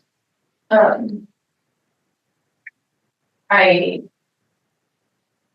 don't know if I have the same opinion or, and I think 4 stories would be sufficient, but I think it needs to be that. I don't know if I have the same opinion for 4B only because of how it's tucked into the context of the rest of the borough. But I do think that for 5A and 5D, we should be allowing higher buildings. And You mean anywhere in 5A or off of Haverford Avenue? There was not including Haverford Avenue. I think anywhere in 5A should have the ability to have 4 stories.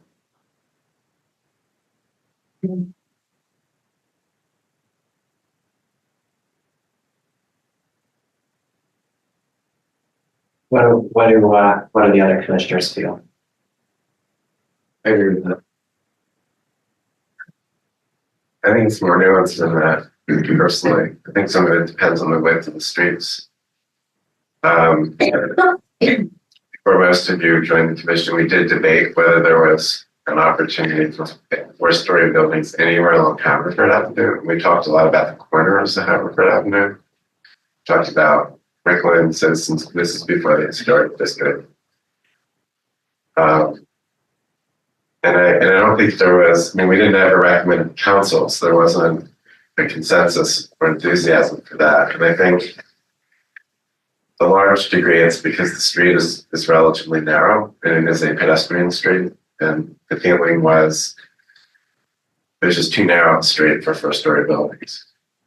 Given what we, in fact, I told Adam yesterday, I went to Phoenixville. It's my favorite place to gut check a lot of these things. And they do have some four-story buildings, but the street is much wider.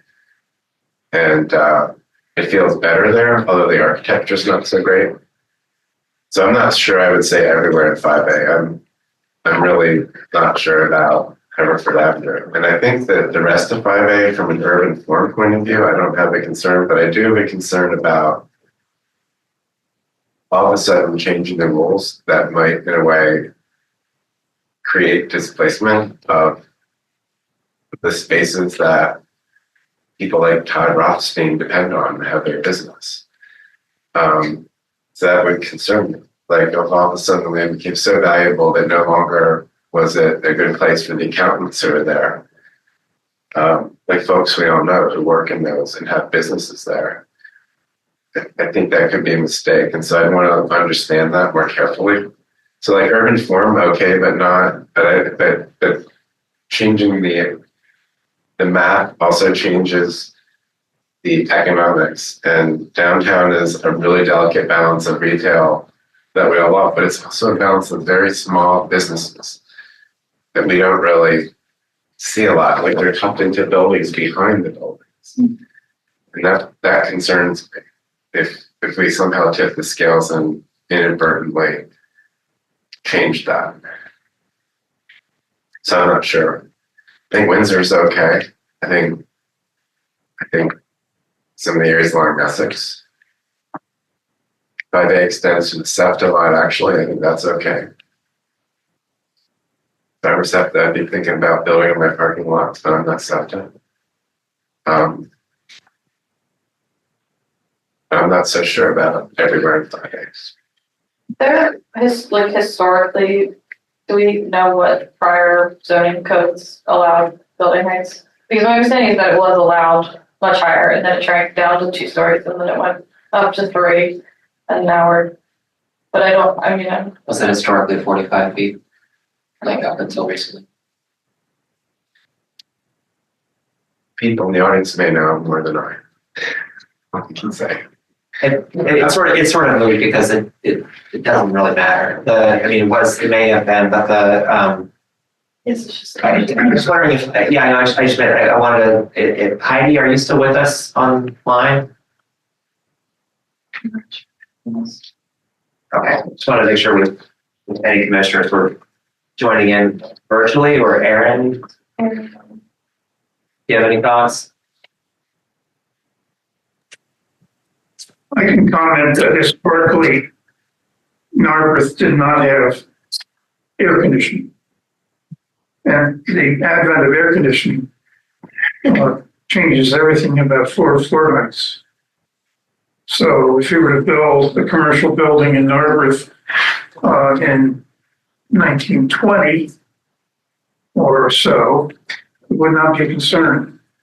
There was no indoor air quality standard to be complied with in a commercial building.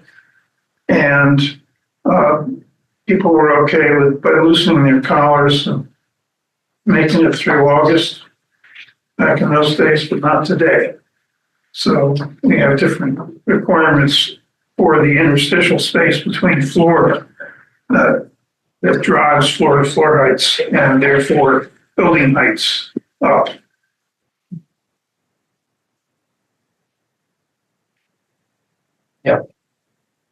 Linda. Before they made the council made the heights 25 feet and they're quickly going to move. They were 35 generally, I right? don't remember. Yeah. And it wasn't they 45 at once? I don't remember. But Do my, you remember? and all I meant was that nobody built anything that high. So it may have been allowed, but it wasn't used. I think I was asking the question to apply that same concept to when we're proposing revisions to the zoning code, like we're proposing revisions that may never be used. Right. Well, that's true. But I just want to make sure, like Aaron, or did you have anything you wanted to contribute? No, I'm sorry. I actually missed the last part of the question. It's just that we had a couple of commissioners say, well, we could have a height bonus to 4 stories for affordability, for example, or for green building. And Todd basically suggested that, frankly, that might not be appropriate for example, the downtown area with smaller streets, right? And where you build up to the sidewalk and you don't have a setback, for example. And also that I think you were also getting at the potential for redevelopment, which is a separate issue. But so if you wanted, I just didn't want to exclude anyone online from being able to comment on it. Oh yeah, no, thank you. I mean, I would say the city of Philadelphia and other cities, and not that we're necessarily Philadelphia, but there's many municipalities that use height density bonuses to in order to effectuate some sort of affordability or some sort of bonus. There's also the ability to have like reduced taxes, et cetera, as another way to kind of go around it, but yeah, I mean, that's generally pretty accepted. More broadly speaking, I think as it pertains to Narberth, I guess it just depends on like the type of goal that we really want to achieve in downtown. But as a general statement, I do think there needs to be a little bit more density to support the small businesses and retail. It's just a matter of how we go about it. I guess the other question would be like, if you did a 4th story based on a bonus, you could still require that 4th floor be stepped back, which I've had this conversation with a number of people because I know that I approach walking around very differently as an architect, where I'm always looking up and I'm always paying attention to the context around me. So I started polling friends, because most of my friends aren't architects, like, what do you notice when you walk down the street? Like, we're going to the Greeks, like, what did you notice? And all of them just mentioned the 1st floor. Maybe 1 or 2 people will mention the next floor up, but even like walking past the elm, like nobody's noticed the change of material on the floors above the 2nd floor. And I've asked, like, did you notice? Did this impact you? Did you feel something differently? And nobody, like, so a lot of us are approaching it from like that design perspective, but there's also that added component of like, how does the everyday person actually perceive it when they're walking on the street? So would a 4th floor with a setback based on bonus be a different conversation than just saying like you can have a flat plane 4th floor? Does that change the conversation? Because I also think by tying it to a bonus, especially if you only did like if specific green standards are part of the SALDO and then like affordability is the bonus, a lot of people aren't going to take that just because they might not be able to make the economics work. So we're offering it. That doesn't mean that somebody's necessarily going to do it. And Todd, I want to make sure I understand your you would be okay with potentially perhaps recommending 4 stories as today on Windsor and potentially in parts of 4B or no? Yeah, I think in parts of 4B. And then not. I'm sorry, no, 4B, I don't really think about that area too much. 4A is what I meant to say. Okay, sorry, I actually also meant to say 4A. So 4A would be more acceptable, would be potentially acceptable. And Windsor is acceptable, and Montgomery Avenue, 5B is acceptable, and 4B, you don't know, but you would recommend against the rest of 5A, other than Windsor. And except the SEPTA station, you would allow 4 stories if someone were to do that. I don't, like I said, from an urban forum point of view, I wouldn't be as concerned about the mid blocks like Forest and Norway, but I don't understand the economics. And we're not just creating urban forum, we're trying to change the economic incentives. And I don't know enough about that, how those businesses work and how they lease, and that it concerns me to simply say, well, one thing that today we're concerned about affordable housing, so let's change the rules for that, where we already have like a whole network of established businesses that are there. I just wouldn't want to support something that could potentially change the economic plane without understanding better. I actually am more aligned with Todd on this, that I just, and it may be that it's just a level of uncertainty, but that if the focus is on housing, in some ways the focus on the urban downtown core is, housing is important, but the retail vitality and the business district is the primary concern. And the housing is there to enhance that. But then as we move away from the shopping streets in particular, but also including the office space, we are, then the housing is reinforcing the commercial area by providing more people for those businesses, for example, as well as a pleasant streetscape to encourage people to shop on foot. So I think it may be inconclusive that there's a recommendation to change anything from 5A, basically. I mean, it sounds like it's based on blocks, right? You talk about dividing 5A into 3 different. Yeah, or you want to basically maybe pursue change to the zoning itself. Delineate Haverford Ave as its own, and then apply different rules to the perpendicular streets. So the goal is to maintain the character of the existing Haverford Ave while continuing to encourage the commercial corridor. You would then want to keep the rules the same, but you could change them on the perpendiculars. To do that cleanly in the code, you would probably want to break it out specifically. I think, not to speak for Todd, but what I was hearing you say was also just that the complexity here is we're talking about like zoning and building form, but in some ways the core issue is about the business climate and the space available for businesses. Now, I was surprised, like when the 230 Haverford development was proposed, the current tenants came and said they supported the redevelopment, so and spoke in favor of that. But to move anyway, but because I am a little bit skeptical about removing commercial, because I think it may make it less affordable to lease the business space. But I don't think we should remove commercial on Hartford. I thought that was part of the earlier recommendation, that keep commercial lease. well, I think right now 5A requires ground floor commercial at a minimum, and it allows upper floor commercial as well. But new commercial has to pay back the bank, and so I just worry that and it'll be new space, right? So I just worry the rent is going to be higher.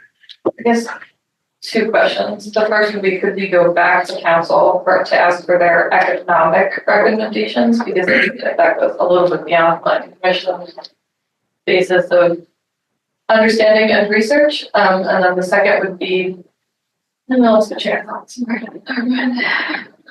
Yeah, for the form, it's just my sense of it. I don't think the community's going to be behind more floors on Haverford personally. I think or we'll face opposition, but I could be wrong. I just today I did get an email in support of 4-story apartment buildings in the 4A district. I got an email, it was also sent to council. There are people that do support this, but I also know that I think there's less of a consensus on Haverford itself. I remember my second question, which was minimum lot width on Haverford. If there's any economics to support having a reduced maximum lot size, maximum frontage of the building to reduce the scale of a redevelopment project? Like, would that potentially then reduce, the size of the commercial and? So right now it's 100 feet, I think is the standard. The building can't be bigger than 100 feet. So you're saying make it smaller still, or? I'm just asking. But I mean, are you asking whether it should be smaller? I'm asking, yeah. That's not Haverford, that's Windsor. 100 feet, is there a standard for Haverford in side streets? No, honestly, the reason the 100 feet is there is because there's concern that because we allowed 4-story buildings, that there may all of a sudden be lot consolidations and big, huge buildings built. Yeah. And so until we studied it further, we thought 100 feet was a reasonable dimension. That's half a block, so a building will be half a block big. If people want to build buildings that big, that would be fine until we can study it more carefully. So that wasn't, I don't know how that works with the market. I don't know if 100 feet is a magic number or a bad number. I don't know. It wasn't. But it was good there. It seemed like a reasonable number from the current one point of view, but something we could live with until we look at it more carefully. Again, I mean, the elm is slightly bigger than 100 feet. It's like 125, I think. And then in one direction, I think it's like 160 in the other direction. And is 100 feet only on Windsor, or is it on Forest as well? I think it's 125 on, if I'm not mistaken, it's around 125 on Windsor and about 150 or 160. So I mean, what does the zoning allow for? Is the elm? Now it allows, we changed it after the elm was built. And now it allows for buildings 100 foot maximum on any side. Yeah, I mean, so that's, we literally couldn't build the elm today. That's correct, but that's because we decided we needed to study it more. Until we can study it more, 100 should be something we can live with because it's roughly half a block. So you have 2 buildings in a block, which I seems guess for like one Haverford, 230 was proposed at 153.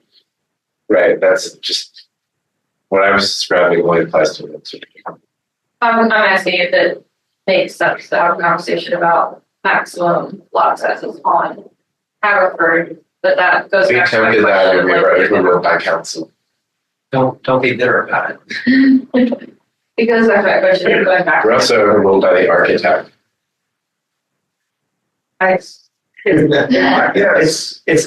hard. Much more important than the size of the building is the size, is the dimension that you perceive when you walk in the street. If it's 100 feet, welcome to Chicago. In Narberth, we want it to be 40 max. That's the perceived dimensions of the modules, of the buildings that get to. The actual size of the lot doesn't really make much difference at all. I guess it could, going back to Todd's original comment about consolidation, if we were to make it easy to build a 4-story building, are we increasing the property values on lots that could be redeveloped where the small businesses are like those clusters of buildings will be sold to a single person who consolidates the lot to build a bigger building. But I do agree that there's an economic side to it that should be weighed in by somebody who's not Checks and balances.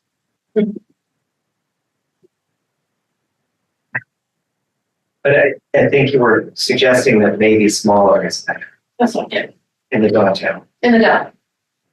And the tension is that the one major redevelopment that we've had, well, we've had two, we've had the Ricklands building and we've had the gas station with the Jenny's ice cream building, which are small infill structures. But that would meet the spirit kind of what Jim is suggesting. But and collectively, I think they have, I don't know, it is like 30 apartments total or something, once that second opens. It's, I think it's 8 above Jennings, and it's, I have it down somewhere, but it's but the Elm, which is 56 units, and could have been higher, more units if they were smaller units, wouldn't be allowed under even our current zone, let alone smaller zone. So, so I think it seems like the sense of the commission is that this is an area that needs more study, and there's a real challenge to try to preserve the character of the town and the economic climate, and still, but also facilitate any other goals for redevelopment or housing related to this challenge. But that generally, there's less of a challenge on Montgomery Avenue and 4A, which is a residential, mostly residential area, and versus the mixed use part. Is that copacetic?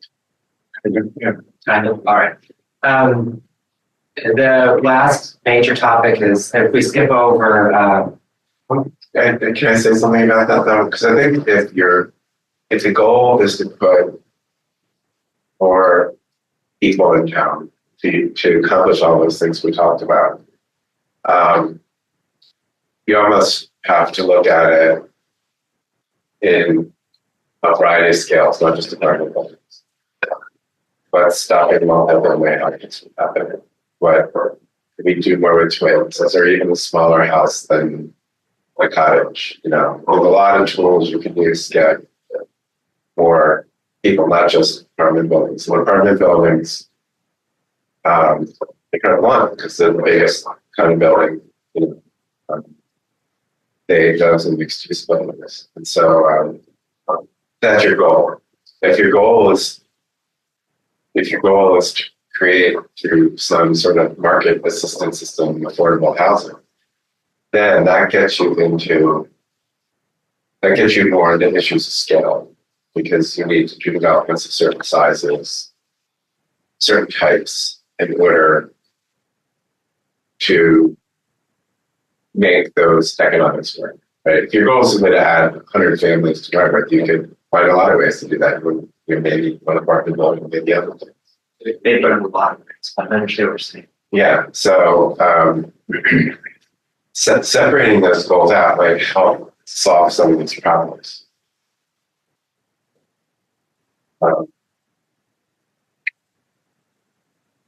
You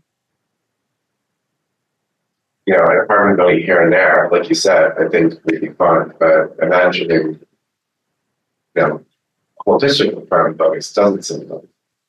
So how do you, that's part of the challenge. Well, I think, by the way, I was rereading the comprehensive plan, right? It was interesting because it said that, I think the year 2000 and 2017, something like 17 housing units were built or something. It was some really low number. We've got about 200 since the Fort Mets Code. Not quite, but it's up there. Yeah. Or Yeah. permitted. Yeah, the point is, it's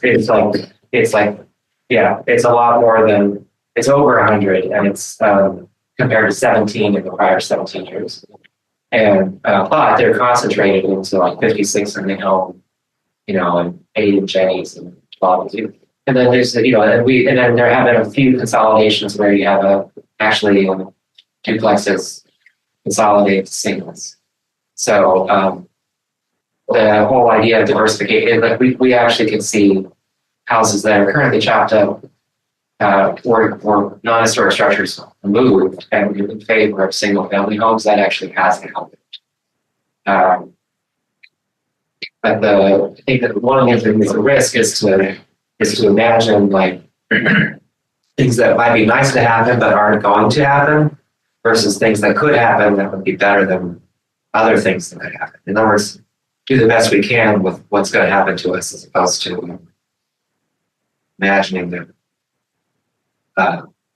something that's completely impossible is going to happen. I feel like there are two different conversations. If they have to almost be had in parallel, I don't disagree that other technologies in other districts are critical to review, but the apartment conversation, which in the current situation, like without somebody getting the demo of the historic building, which only applies to 10 properties, is a conversation that needs to be had in sort of an independent discussion and then go back and review other technologies. Sure, and I think that my impression is that the people that also speak against apartments, or that even just like Todd sort of expresses, well, there's other things besides apartments. They're sort of missing how many sites in town would be improved by mixed use or apartments, and so like we have in some cases there's like a small office, like a medical office or something in like 60s that's really small, right? It has maybe a lot of parking or and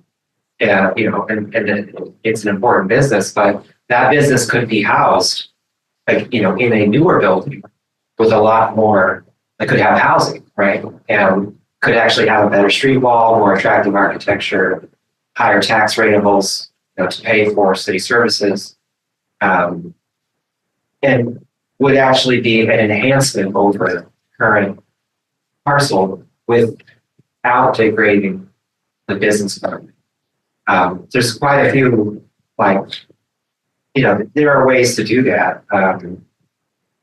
Where, like if it was just commercial, just one-story commercial, that would not be as good as having several floors of apartments above that commercial.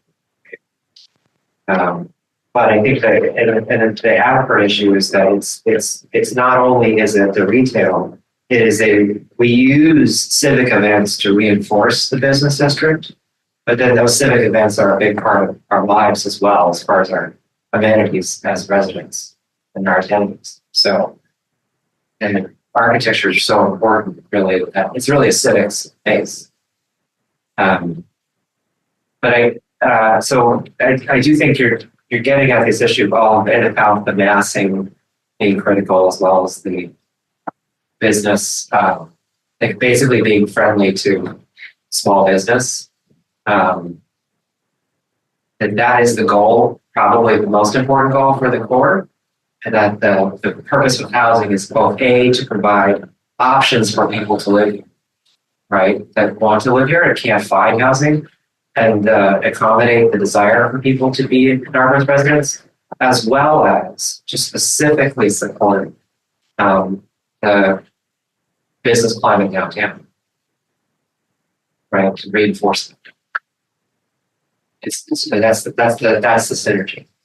But the last thing, just to have enough time here, is the parking issue, where for really all of these zones, when it comes to housing, and secondarily for commercial, right, that you can only build what you can park under the code. And mixed use has an advantage because the code does allow you to share parking spaces, count them twice, once for business and once for residential, because the space will be used by more than one person. But apartment buildings don't have that advantage. So the table, it's correct here, shows what's required. So on the left is 4A. The base requirement across the whole borough to start with is one space per unit. And in some cases, there's a maximum. 25% of the units, if they are 550 feet less, which is sort of a studio classification, can receive a half space instead of one. So 1 in 4 apartments if they're small. But if you had all small apartments, only 1 in 4 would get that ratio. And again, I think that applies 5A and 5B. According, it's a question mark on 4A. I just didn't look it up. I think it does apply to 4A as well. What's unique to 4A, by the way, is that you cannot have a two-way driveway. Sounds innocuous, but actually makes site planning parking lot much more difficult. So maybe 4A doesn't allow the studio bonus. So what Todd has pre-populated here was based on kind of a discussion of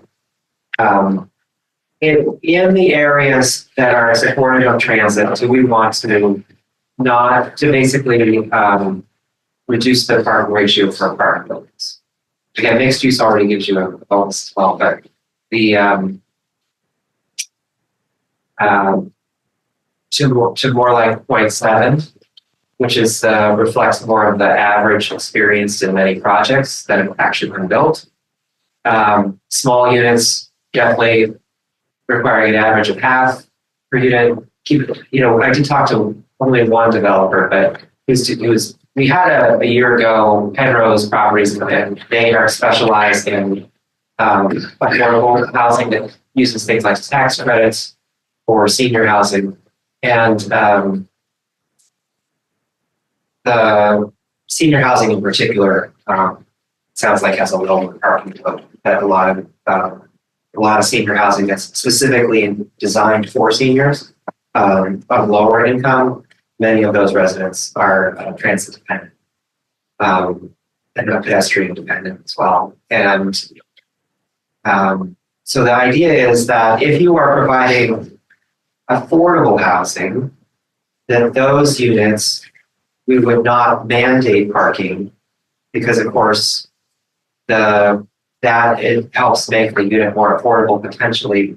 It isn't that no parking would be provided, it's that the developer would be calibrating the parking to what would be required for their residents based on the market that they're serving. But that we wouldn't be unduly burdening affordable housing with providing more parking than required. As well as for TOD, recognizing that the intent is to encourage mass transit. I know we had comment this time and last time, what if we have no mass transit? For the moment, we're going to hope that we continue to have mass transit. And then the maximum parking ratio would be increased in some cases from today, again, so that because the minimum is getting smaller, so we're widening the scope of what you can provide. You can provide less, or you can continue to provide more based on your particular project. And then the street credits, the idea is that essentially right now there's a formula in the table, and instead we just move to counting how many off-street spaces you're actually physically on your property. And you can, as many as you can count is what you would get, or the alternative would be the table maybe. But so if you have 3, you get 3, because right now it's a maximum of 2. You can never get more than 2 off-street credit spaces, no matter how many you have. And you might get less than 2 based on the formula, even if you have 2 or 3, based on what the entire block is. So the rest of the block may be all off-street parking and not have any on-street parking. So anyway, the idea is generally to give more flexibility to housing development. Also, a concept with, I would put on the table is if you are developing a small project, that you'd be exempt from parking requirements in the same way single-family homes are could be exempt. So if you're building a single-family home, do we really require off-street parking going forward, or if you build small apartment building or small, do we require parking at all for fourplex? Because the historic ones often don't have any parking. That's what exists today.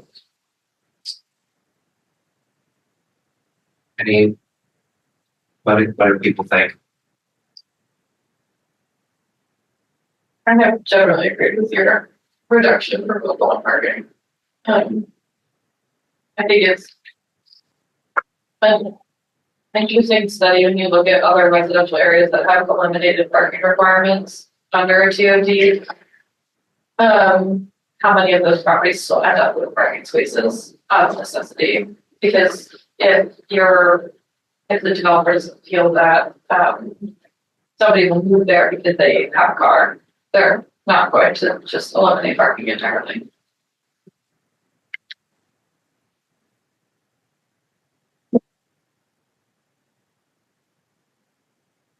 So do you think, it's an issue with parking, like, 198 Elmwood, trying to build what was already approved, set the margins, right? It's a very small difference. So do you think that challenges of trying to build the scale you're thinking of, do you think it's just at the margins, or do you think it requires broad sweeping changes like you're proposing? What do I personally think? Well, what have you learned from, or what have you learned? I mean, because I'm a little, these are big changes, and I'm a little, and I'm just not sure without, I mean, anything go less, most of what's built in Marwood is less than 4 units. So that means they're not providing, I don't know, it concerns me about making sweeping changes like this without kind of looking at it more carefully. If it was just a matter of saying like, well, let's get rid of visitor parking, that's a marginal change. It's very small. It's like one spot out of 10 or 20. So I think that's not going to be a big problem. Another thing I wanted to add was, I think another thing to consider is we do allow for shared parking across lot lines. So like you can use parking on your neighbor's property to meet your parking requirements if you have an easement or some kind of, and I'm thinking that making that more flexible could help people meet their parking requirements, whatever they actually happen to be. So for example, again, I don't run SEPTA, but if they have a big parking lot there and,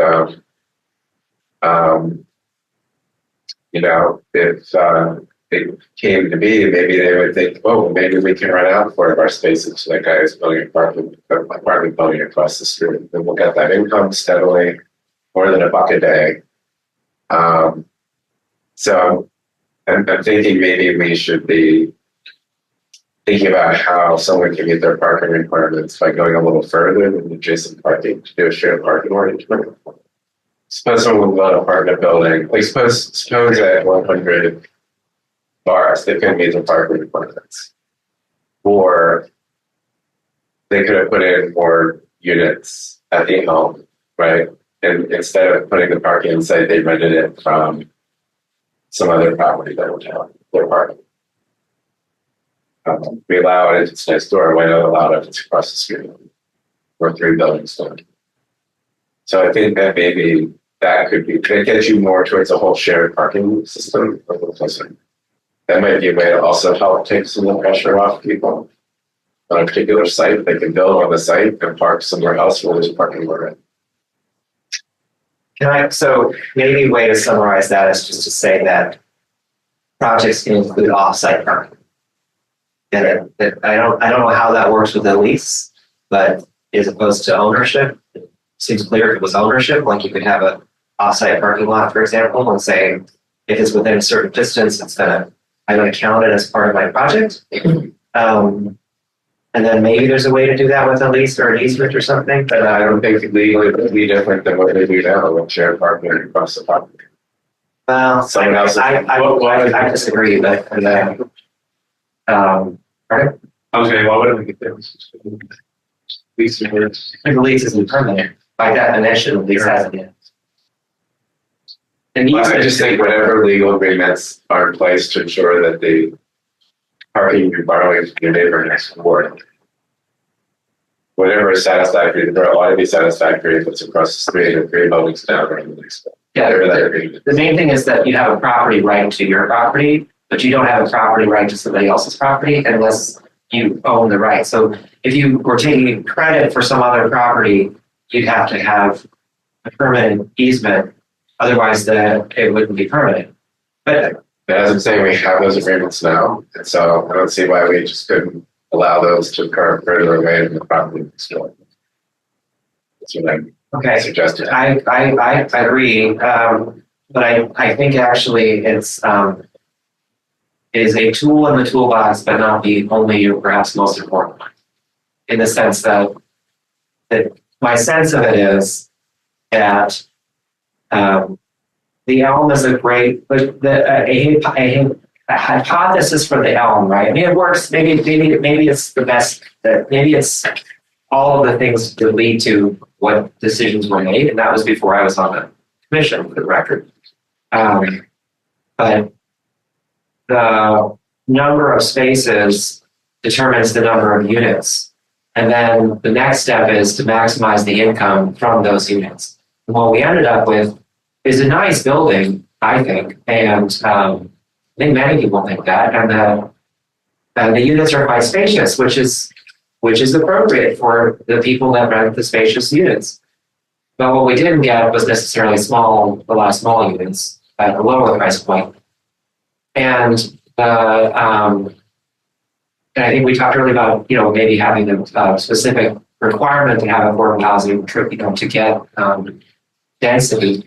But at the end of the day, it may be that some projects do not need one space per unit or will not work with one space per unit. And it may be that the industry average is more like 0.7, right? And also that we're trying to regulate this minimum where we're protecting is parking as opposed to encouraging housing.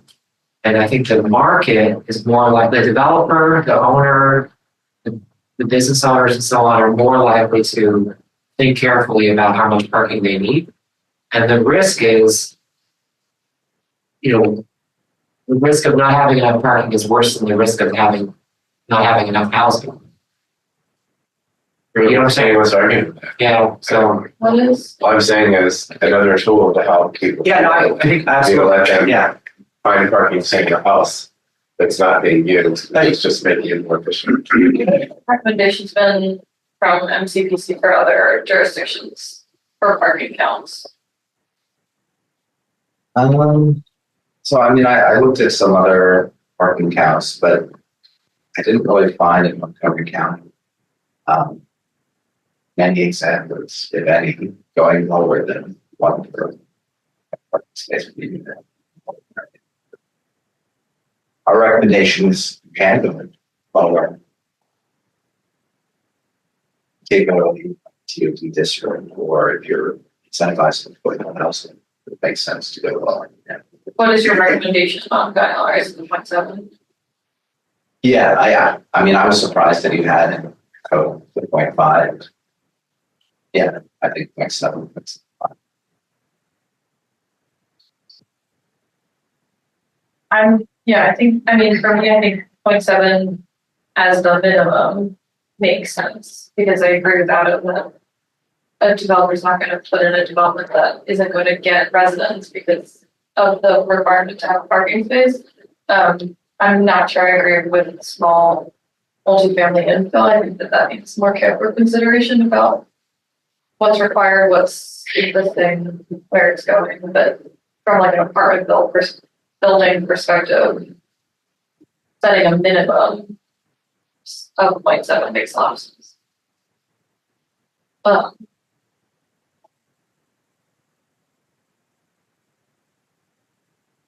Is anyone opposed to 0.7 in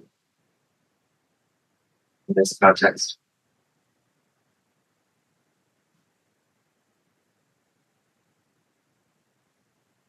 Also, just as a point of clarification, in the downtown, the first there's an exemption for initial increment of development. I think it's 2,500 square feet of commercial is exempt. And I think perhaps some of the units are exempt as well for housing. It's small scale, but the initial small scale is exempt from parking. I don't hear anyone opposing 0.7. Does anyone think we need to stay with 1?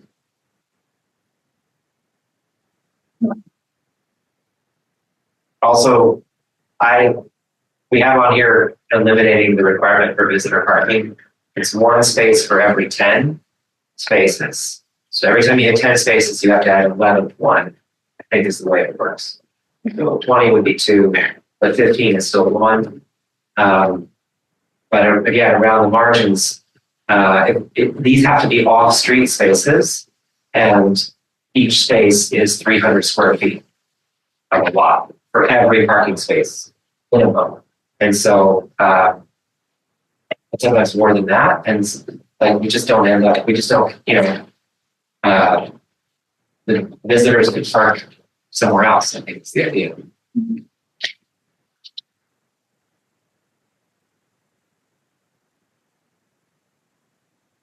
And I mean, even as someone who has a high school senior graduating this week, it's down the wire.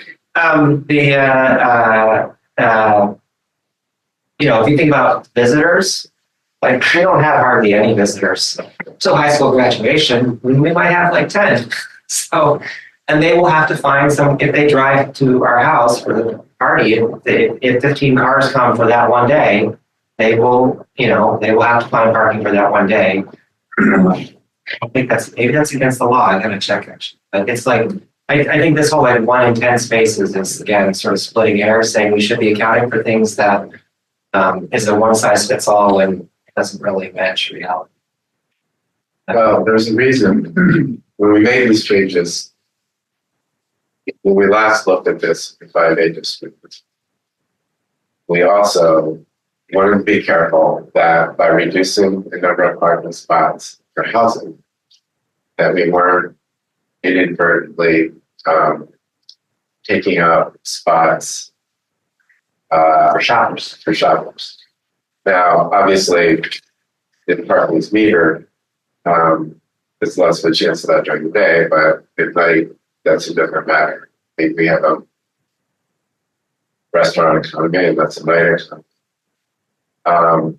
So the idea for visitor parking was really, we also, by the way, and we made a few changes. You could also get credit for on-street parking with 5A, which we removed because we didn't think it was right to give the apartment credit for metered by the business district that it's important for those spots to be available for customers and businesses. So it's not just what it means the apartment building, it's the context of the area. And the competition for spaces for businesses is what we were thinking about. So that's part of the equation. My own thinking about it is we could probably stand to notch the parking back down because it doesn't seem like the Elm has created any kind of parking issues. And the Elm parked at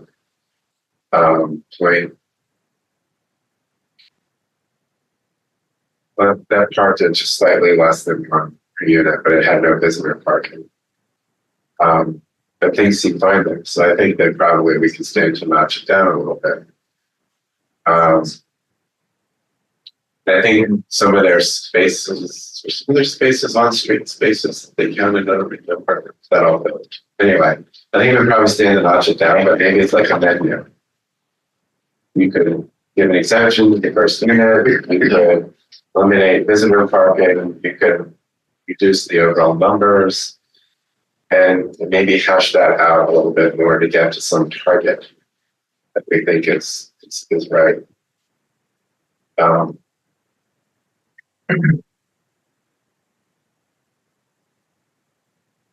right, we can continue to workshop it. The main idea is that maybe slightly less than 1 Again, mostly in the interest of affordability. And I think the argument that, if you don't have property requirements, people are just going to carefully build as much as they think they need. Like, in theory, that makes a lot of sense to me. But again, like with so many of these things, I'd like just a little more information about real experience with that. Like, in places where they have reduced parking to zero, and we did list some of them in our report we did a few years ago. What's really happening? Did people build zero? Did they build half? What did they do? What would people around here do? I'd just like more information before just sort of making up a number.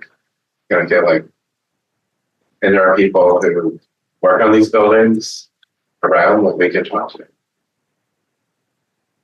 Yeah, You also need to know what's really going to happen with SEPTA. Because that would change the whole situation. See here. I think for now we would just look at it with, accept it. The people stuff if we don't mind. timeline that we're working on, we're kind of think, we'll see. We might go. All right, well, there's nothing else about parking. I think we're at the end of the requirements. Are there any other ones to discuss? Yeah, for driveways, I would recommend allowing 2 driveways.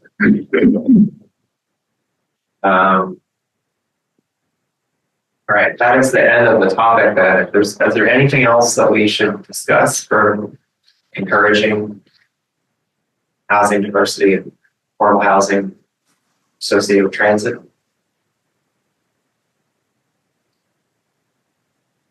Not in the context. But anything else? I think that holistically, we should have a larger conversation about technologies. But that's not, I think that they need to be kind of separate and build on each other. Yeah, and I don't want to say that we have a lot of this figured out because there's just a lot more work to do. I do think that also just, some people might have concerns about changing the character of town or the scale of change or the pace of change. And I don't necessarily know what's going to happen, but when you look at the number of parcels that are similar to the condition that the elm was in before the elm happened, there aren't that many parcels like that. And there aren't that many that are even that big. There tend to be even smaller. So the elm is 56 apartments. So, if you did that essentially 4 times but smaller, you're at no more than 200 units for the whole town. Which is about 400 people, which would put us back to the population of 1950. It's not that it's zero change, but it's also not a it's a couple hundred people. That's higher than EWC's. It is, but the comp plan also talked about that, and the comp plan expected lower growth rate. But I think what we might see is that the combination of the school districts, which that will fade because there's a demographic wave that's going to pass with children. Like there's a trough coming where there's fewer children. That's a very strong possibility that enrollment will drop at the regional level. But the Narberth is an attractive place to live. The demand for housing in Beverly County. So even within the metropolitan area, this is an attractive region. Yeah, they come in here. So the demand is perhaps higher than DVRPC thought it would be. Regional. So I think, Adam, what you have is, I think you have a sense of where we're willing to explore things, but I kind of feel like making the very detailed recommendations just requires more information. I think, for example, I tried to do this before our last meeting, couldn't do it, but when we looked at, when I looked at the car ownership in Narberth through the American, in the Census, the American Community Survey, I found that the number of families, households with 0 and 1 cars is going up. It went up from 36% in 2013 to 51% in 2018, just a few years, right? So the number of families with fewer cars in Norway is going up. That indicates everything you're saying, right? But I'd like to check and see if there's fresher data. I'd like to, at the same time, we noticed that the number of families with a lot of cars was going up. What was being hollowed out was the middle. So I would just like to know more numbers about that before I'm having a feel for where we'd want to land. More than 50% of our households have 1 car or 0. That's a pretty depressing thing. Is that holding? If that's accurate. I think it's hard because we've been through COVID and things got all scrambled up, but most of the data we looked at the last time we made parking adjustments was from most recent, it was from around 2017. That was what we could find published data on. Is there more recent published data on how TODs function, how parking functions? I would like to be informed by an ordinance, not model ordinances. I just like to get a better feel of what people know. I'd like to know,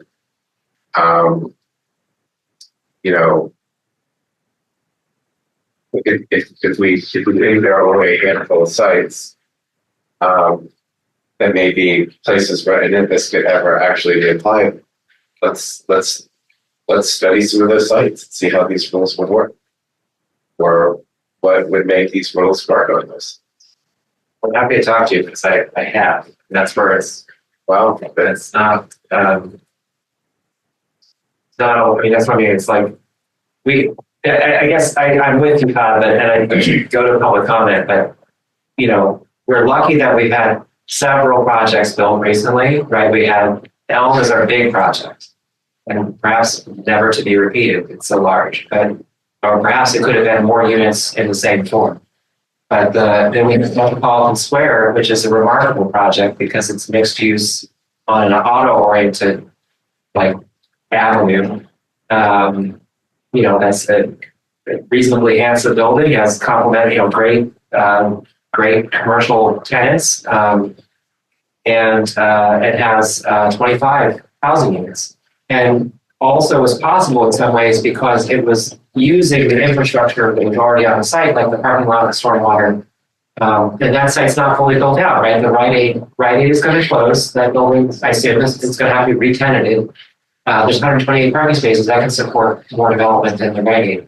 The Rite Aid generates 6 parking spaces. So anyway, we have some interesting, we have the Jennies, we have the Bricklands and so on. So we actually are lucky to have some useful projects in town to just mention. Do people sign in the sheet and want to speak still? And we'll do, if you would like to speak, we can call on you for 3 minutes on this topic. And then we'll go to the online after that. So, is Dana still here? This is 2029 Darcy Brook Park. To my left, Judith Connolly, 93 Windsor. Here, no? Okay. Susan, 131 Chestnut Avenue. No? John Monroe. Yeah, I just have a quick question that harkens back to earlier in the conversation. The issue of the historic preservation ordinance that was passed a couple of years ago came up a few times. And my question, the impression I got with the discussion of it was that there seems to be an intention to alter the implementation of it and how it's applied in pursuing a more density-friendly code or approach. And I would just note that Pennsylvania, the Historic District Act requires that municipalities that adopt historic ordinances maintain the execution of them under the adhering to their intended when they were adopted. And I'm just curious what the intention is regarding approaching that issue. Yeah, I think that's really for the harm to address. Because I'm not sure that we will be addressing that. We will take it whatever comes. But the current definition stops at 1945, for example. So I think there's sort of two issues was the theme of that not so much about the year, but about the style of development the town has. And so there may be some things that go to like 1950 or 1955, or I don't know, but those kinds of, that more properties should be eligible. And then there's like technical corrections about the list of, okay, everything about the district is correct, but this property is is designated contributing. Maybe it's not really contributing because it's been heavily altered from its historic condition. I think those are some of the main things that they might look at, but I don't know what will happen.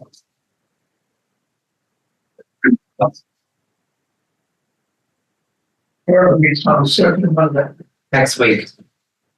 And I do sit on the harp, but because we have to have a planning, under law, we have to have a planning commissioner on the harp to coordinate that and participate. But I'm still learning, and that is the venue where that would be discussed.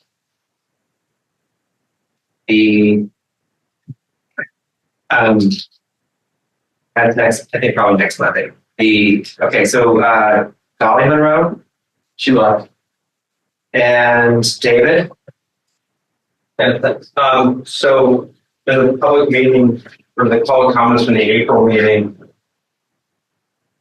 a couple things I think that weren't captured. Once discussed, there's a conversation about traffic concerns. I think that I would like you for you to go back under the public comment section C, where it was discussed, where he said that when the bridge does open, it will bring cars to the area. I think that's important. It's addressed in the comprehensive plan about circulation.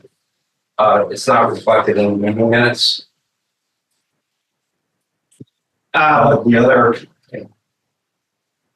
other part, and I brought this up, and I think it speaks to a lot of your conversations tonight that you were bringing up, is I also read this out before. The future land use goals in the comprehensive plan, you can reference it on page 40 and also on page 41, because again, a lot of changes, it seems like this is a lot of changes you're starting to make throughout the borough.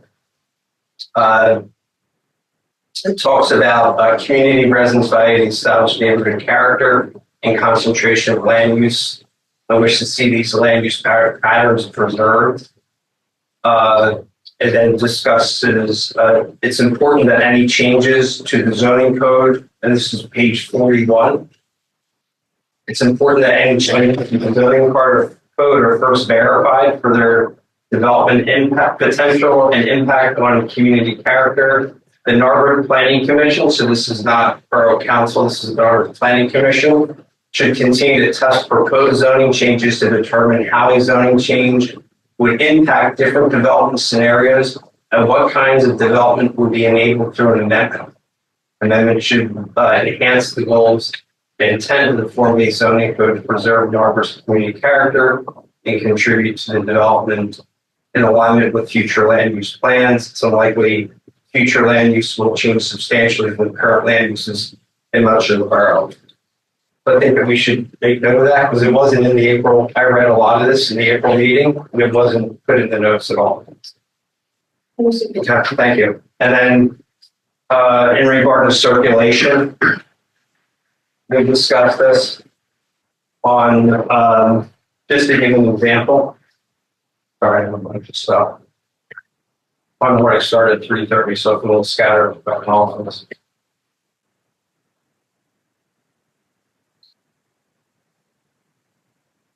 In the comprehensive plan, it was a high priority to conduct a traffic circulation audit in conjunction with street renewal programs to evaluate vehicular circulation patterns throughout the borough, including traffic direction, turning movements, location of stop signs, and on-street parking.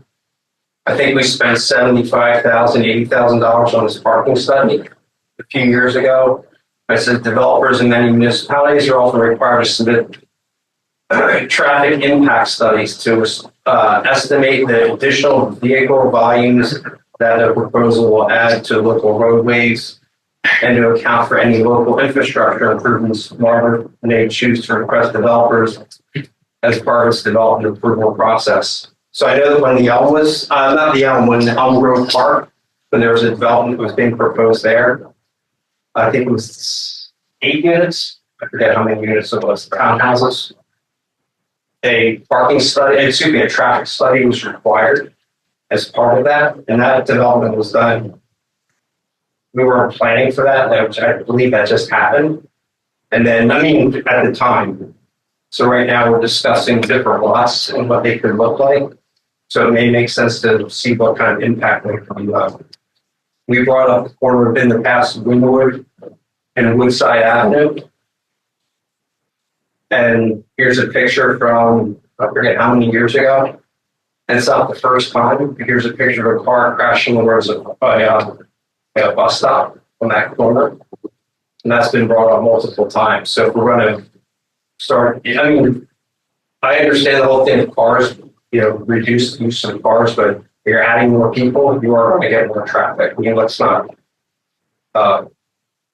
think that we're not going to get more cars. I'm going to stop you for one moment because it's 3 minutes limit, but that crash, for example, on Wynwood, the issue with Wynwood is it's 35 miles an hour, but it's Lower Marion Township that controls the road. Oh, I understand that. They have turned a deaf ear on our desire to lower the speed limit.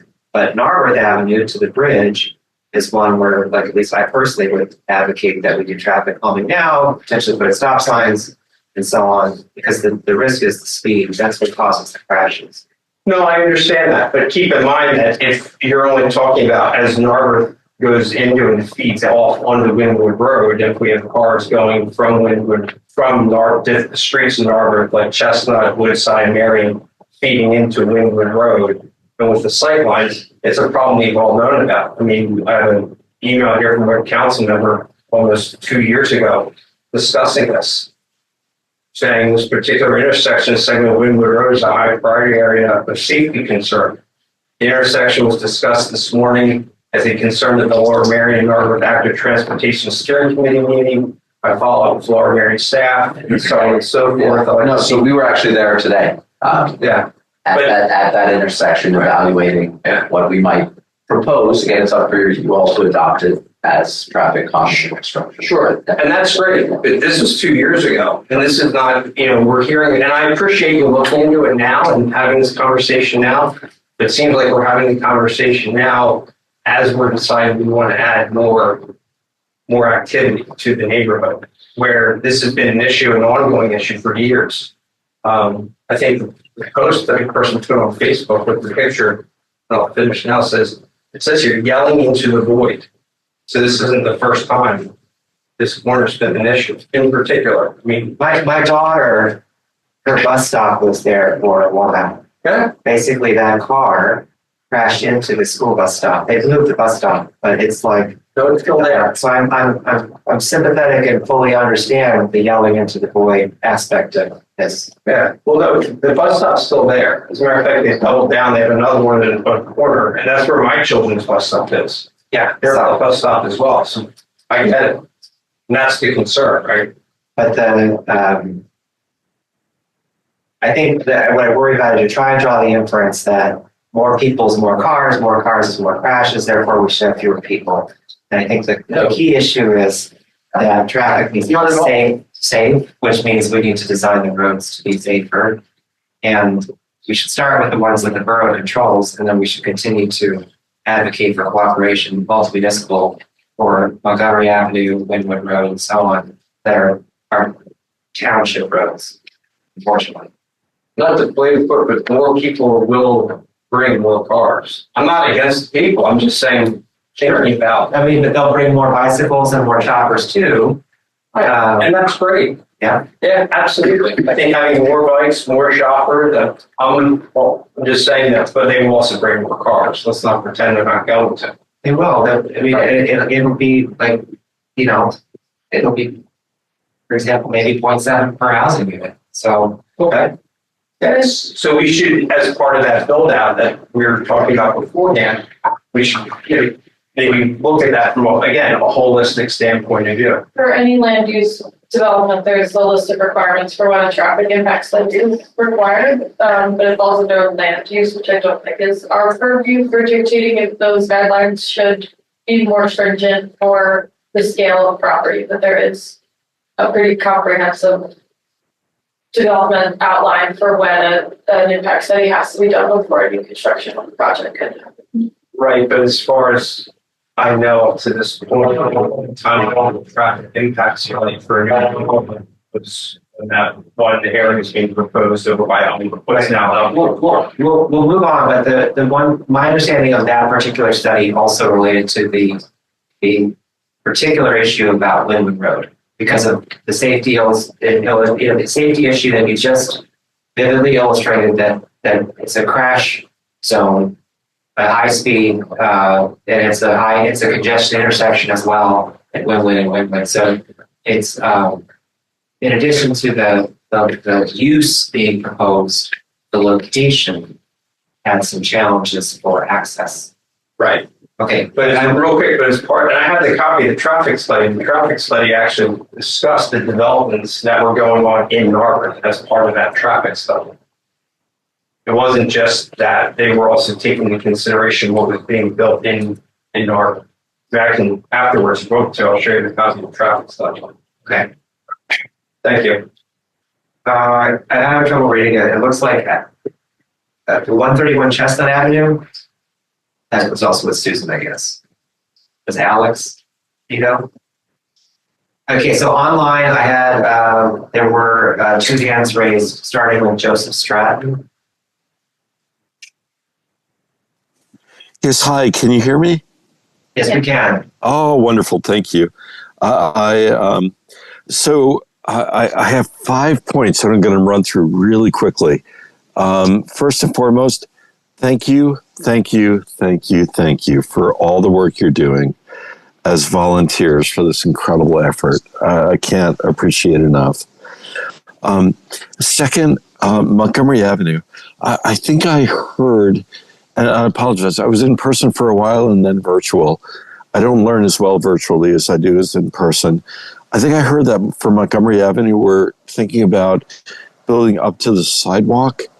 And I'm just concerned that the sidewalks are so small and people are driving on Montgomery Avenue, even though the traffic, the speed limit is 25 miles an hour. People are driving at, 35 to 45 miles per hour. I'd love to see Montgomery Avenue be as safe as it can be for pedestrians.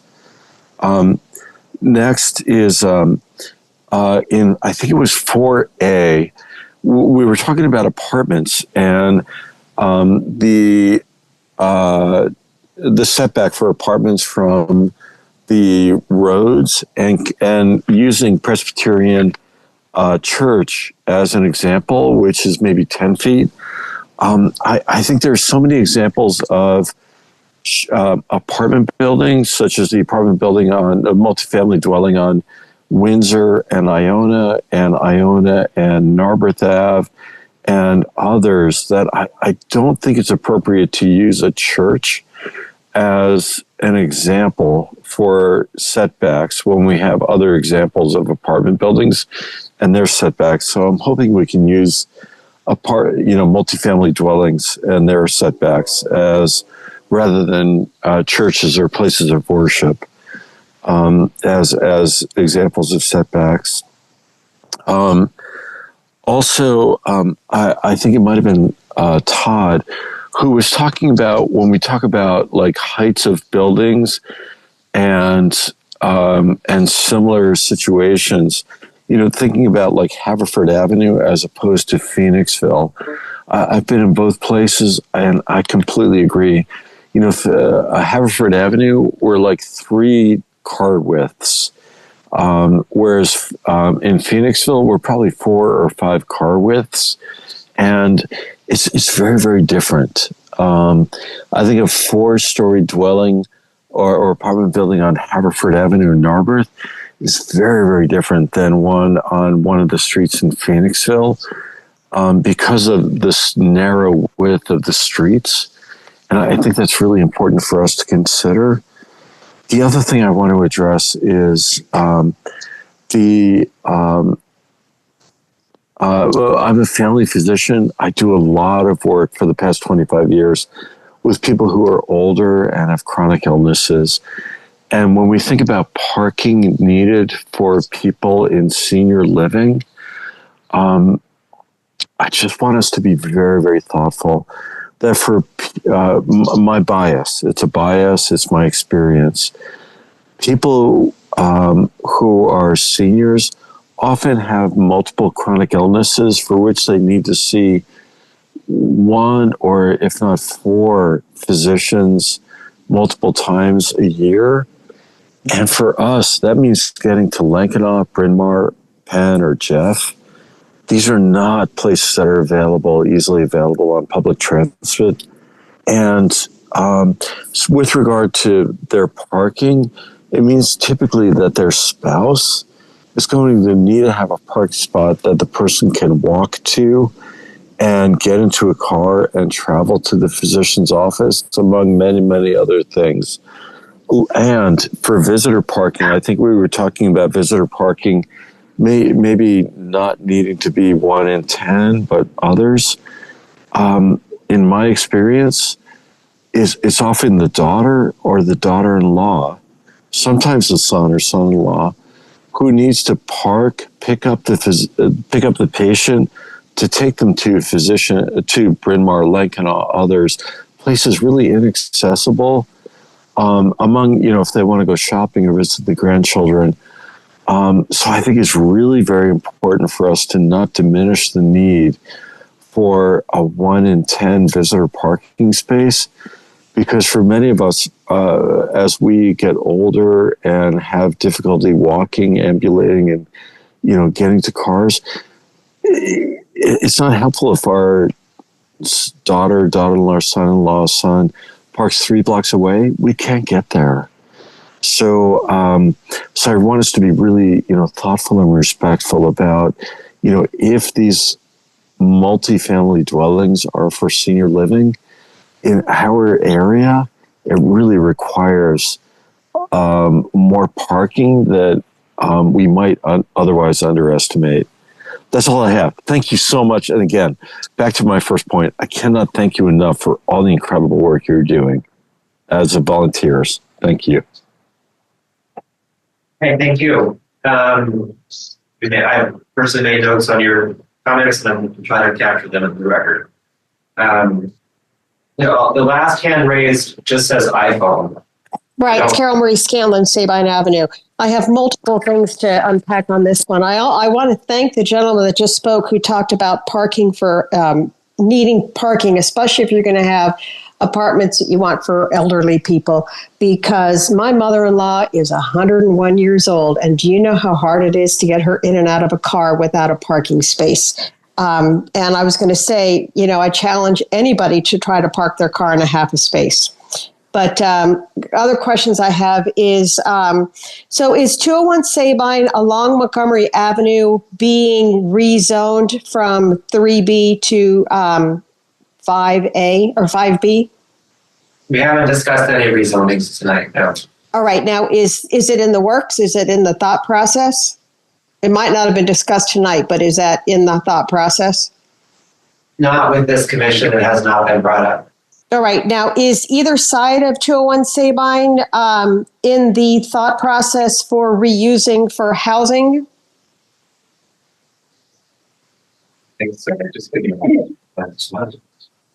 Sorry? I'm trying to refer. think so, but I just want to actually understand. Because when you're talking about Montgomery Avenue, it has been said by council members in the past that redeveloping the Montgomery Avenue corridor was the Sabine Park property. That was it was a council ago. Michelle Paninopoulos was big on that. It's been discussed multiple times. We're wondering, is that side, it's a park side of Sabine Park in the sites for this development along Montgomery Avenue?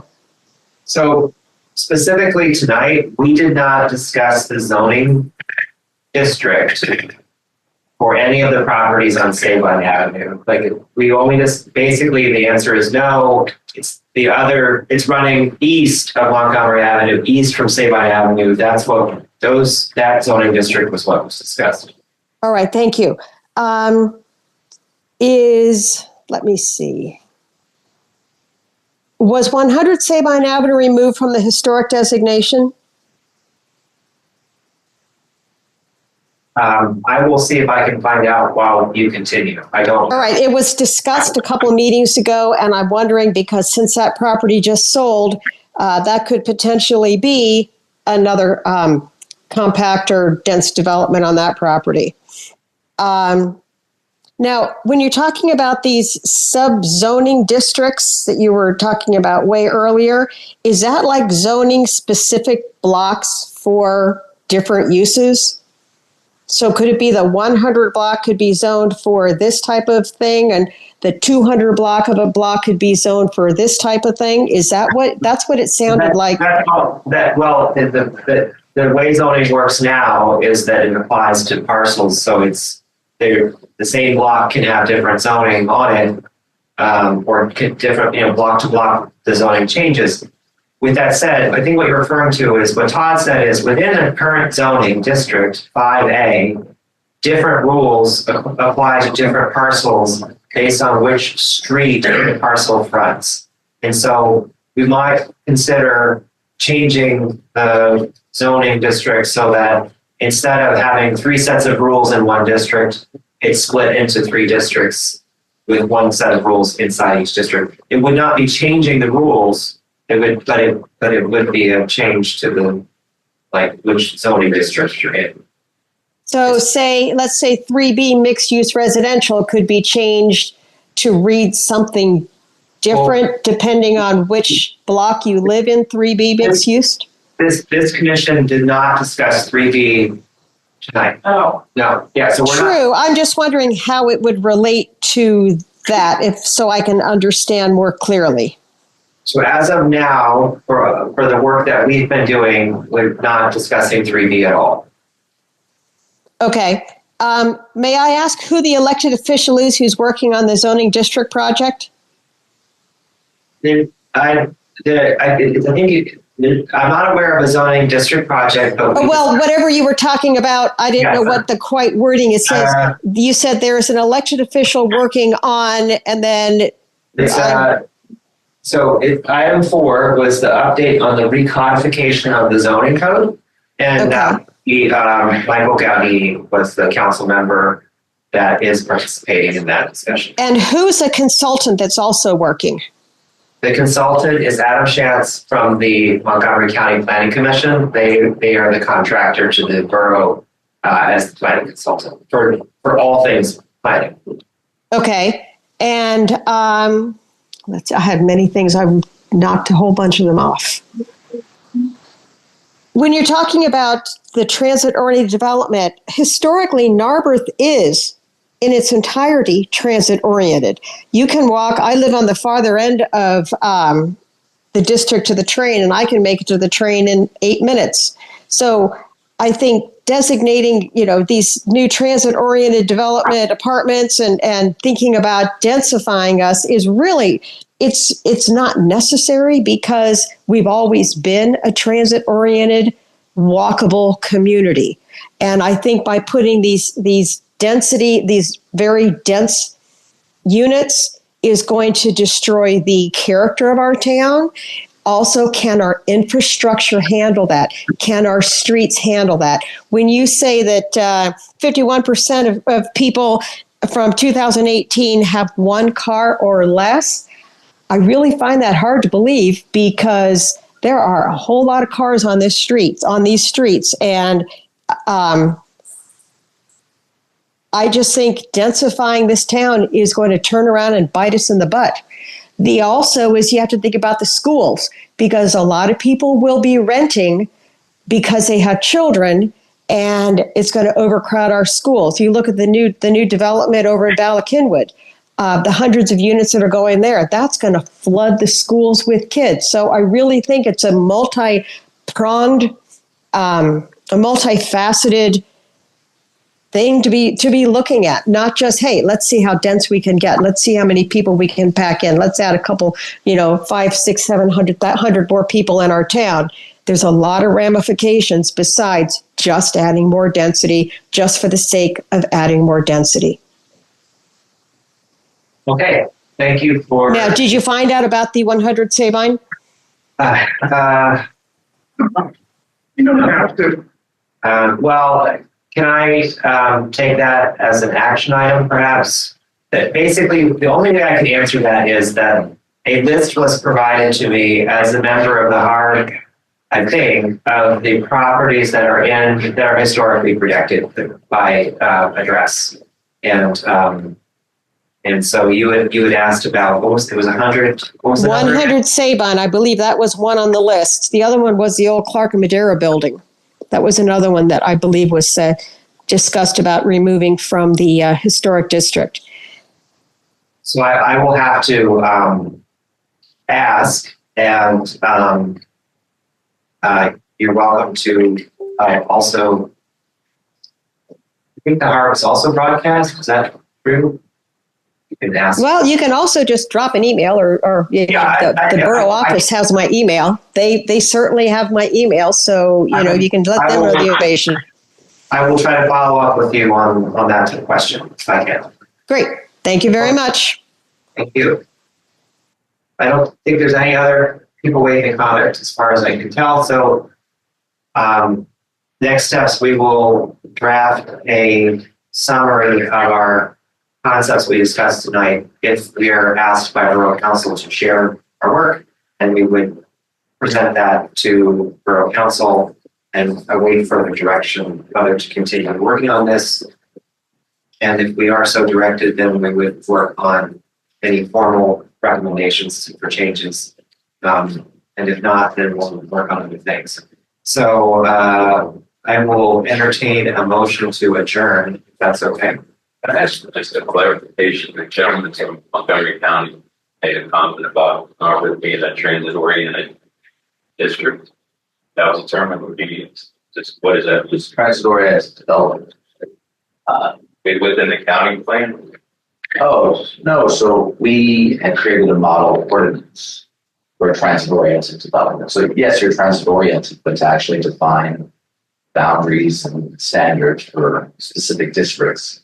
And we had kind of used typologies to kind of rate how transit-oriented different places work. And so we had actually identified, this was before my time working at FCPC, but we had identified Narberth as kind of like a town center type of typology, and worth exploring transit-oriented development and as an ordinance. So is it like relatively speaking, the main line, this would be like the most dense? No, our more would be dense, yeah. Yeah, and also I think that what I can, there's people probably have more density than that. I will, Adam will be here after the meeting for a few minutes, so people are able to answer questions. We'll all be here for several minutes afterwards if you have any questions. But I do want to release the room if we can. So if we could have a motion to adjourn. Thank you. Was there a second? Second and a third. All in favor of adjournment, please say aye. Aye. Carried unanimously, so we will stand adjourned. Thank you.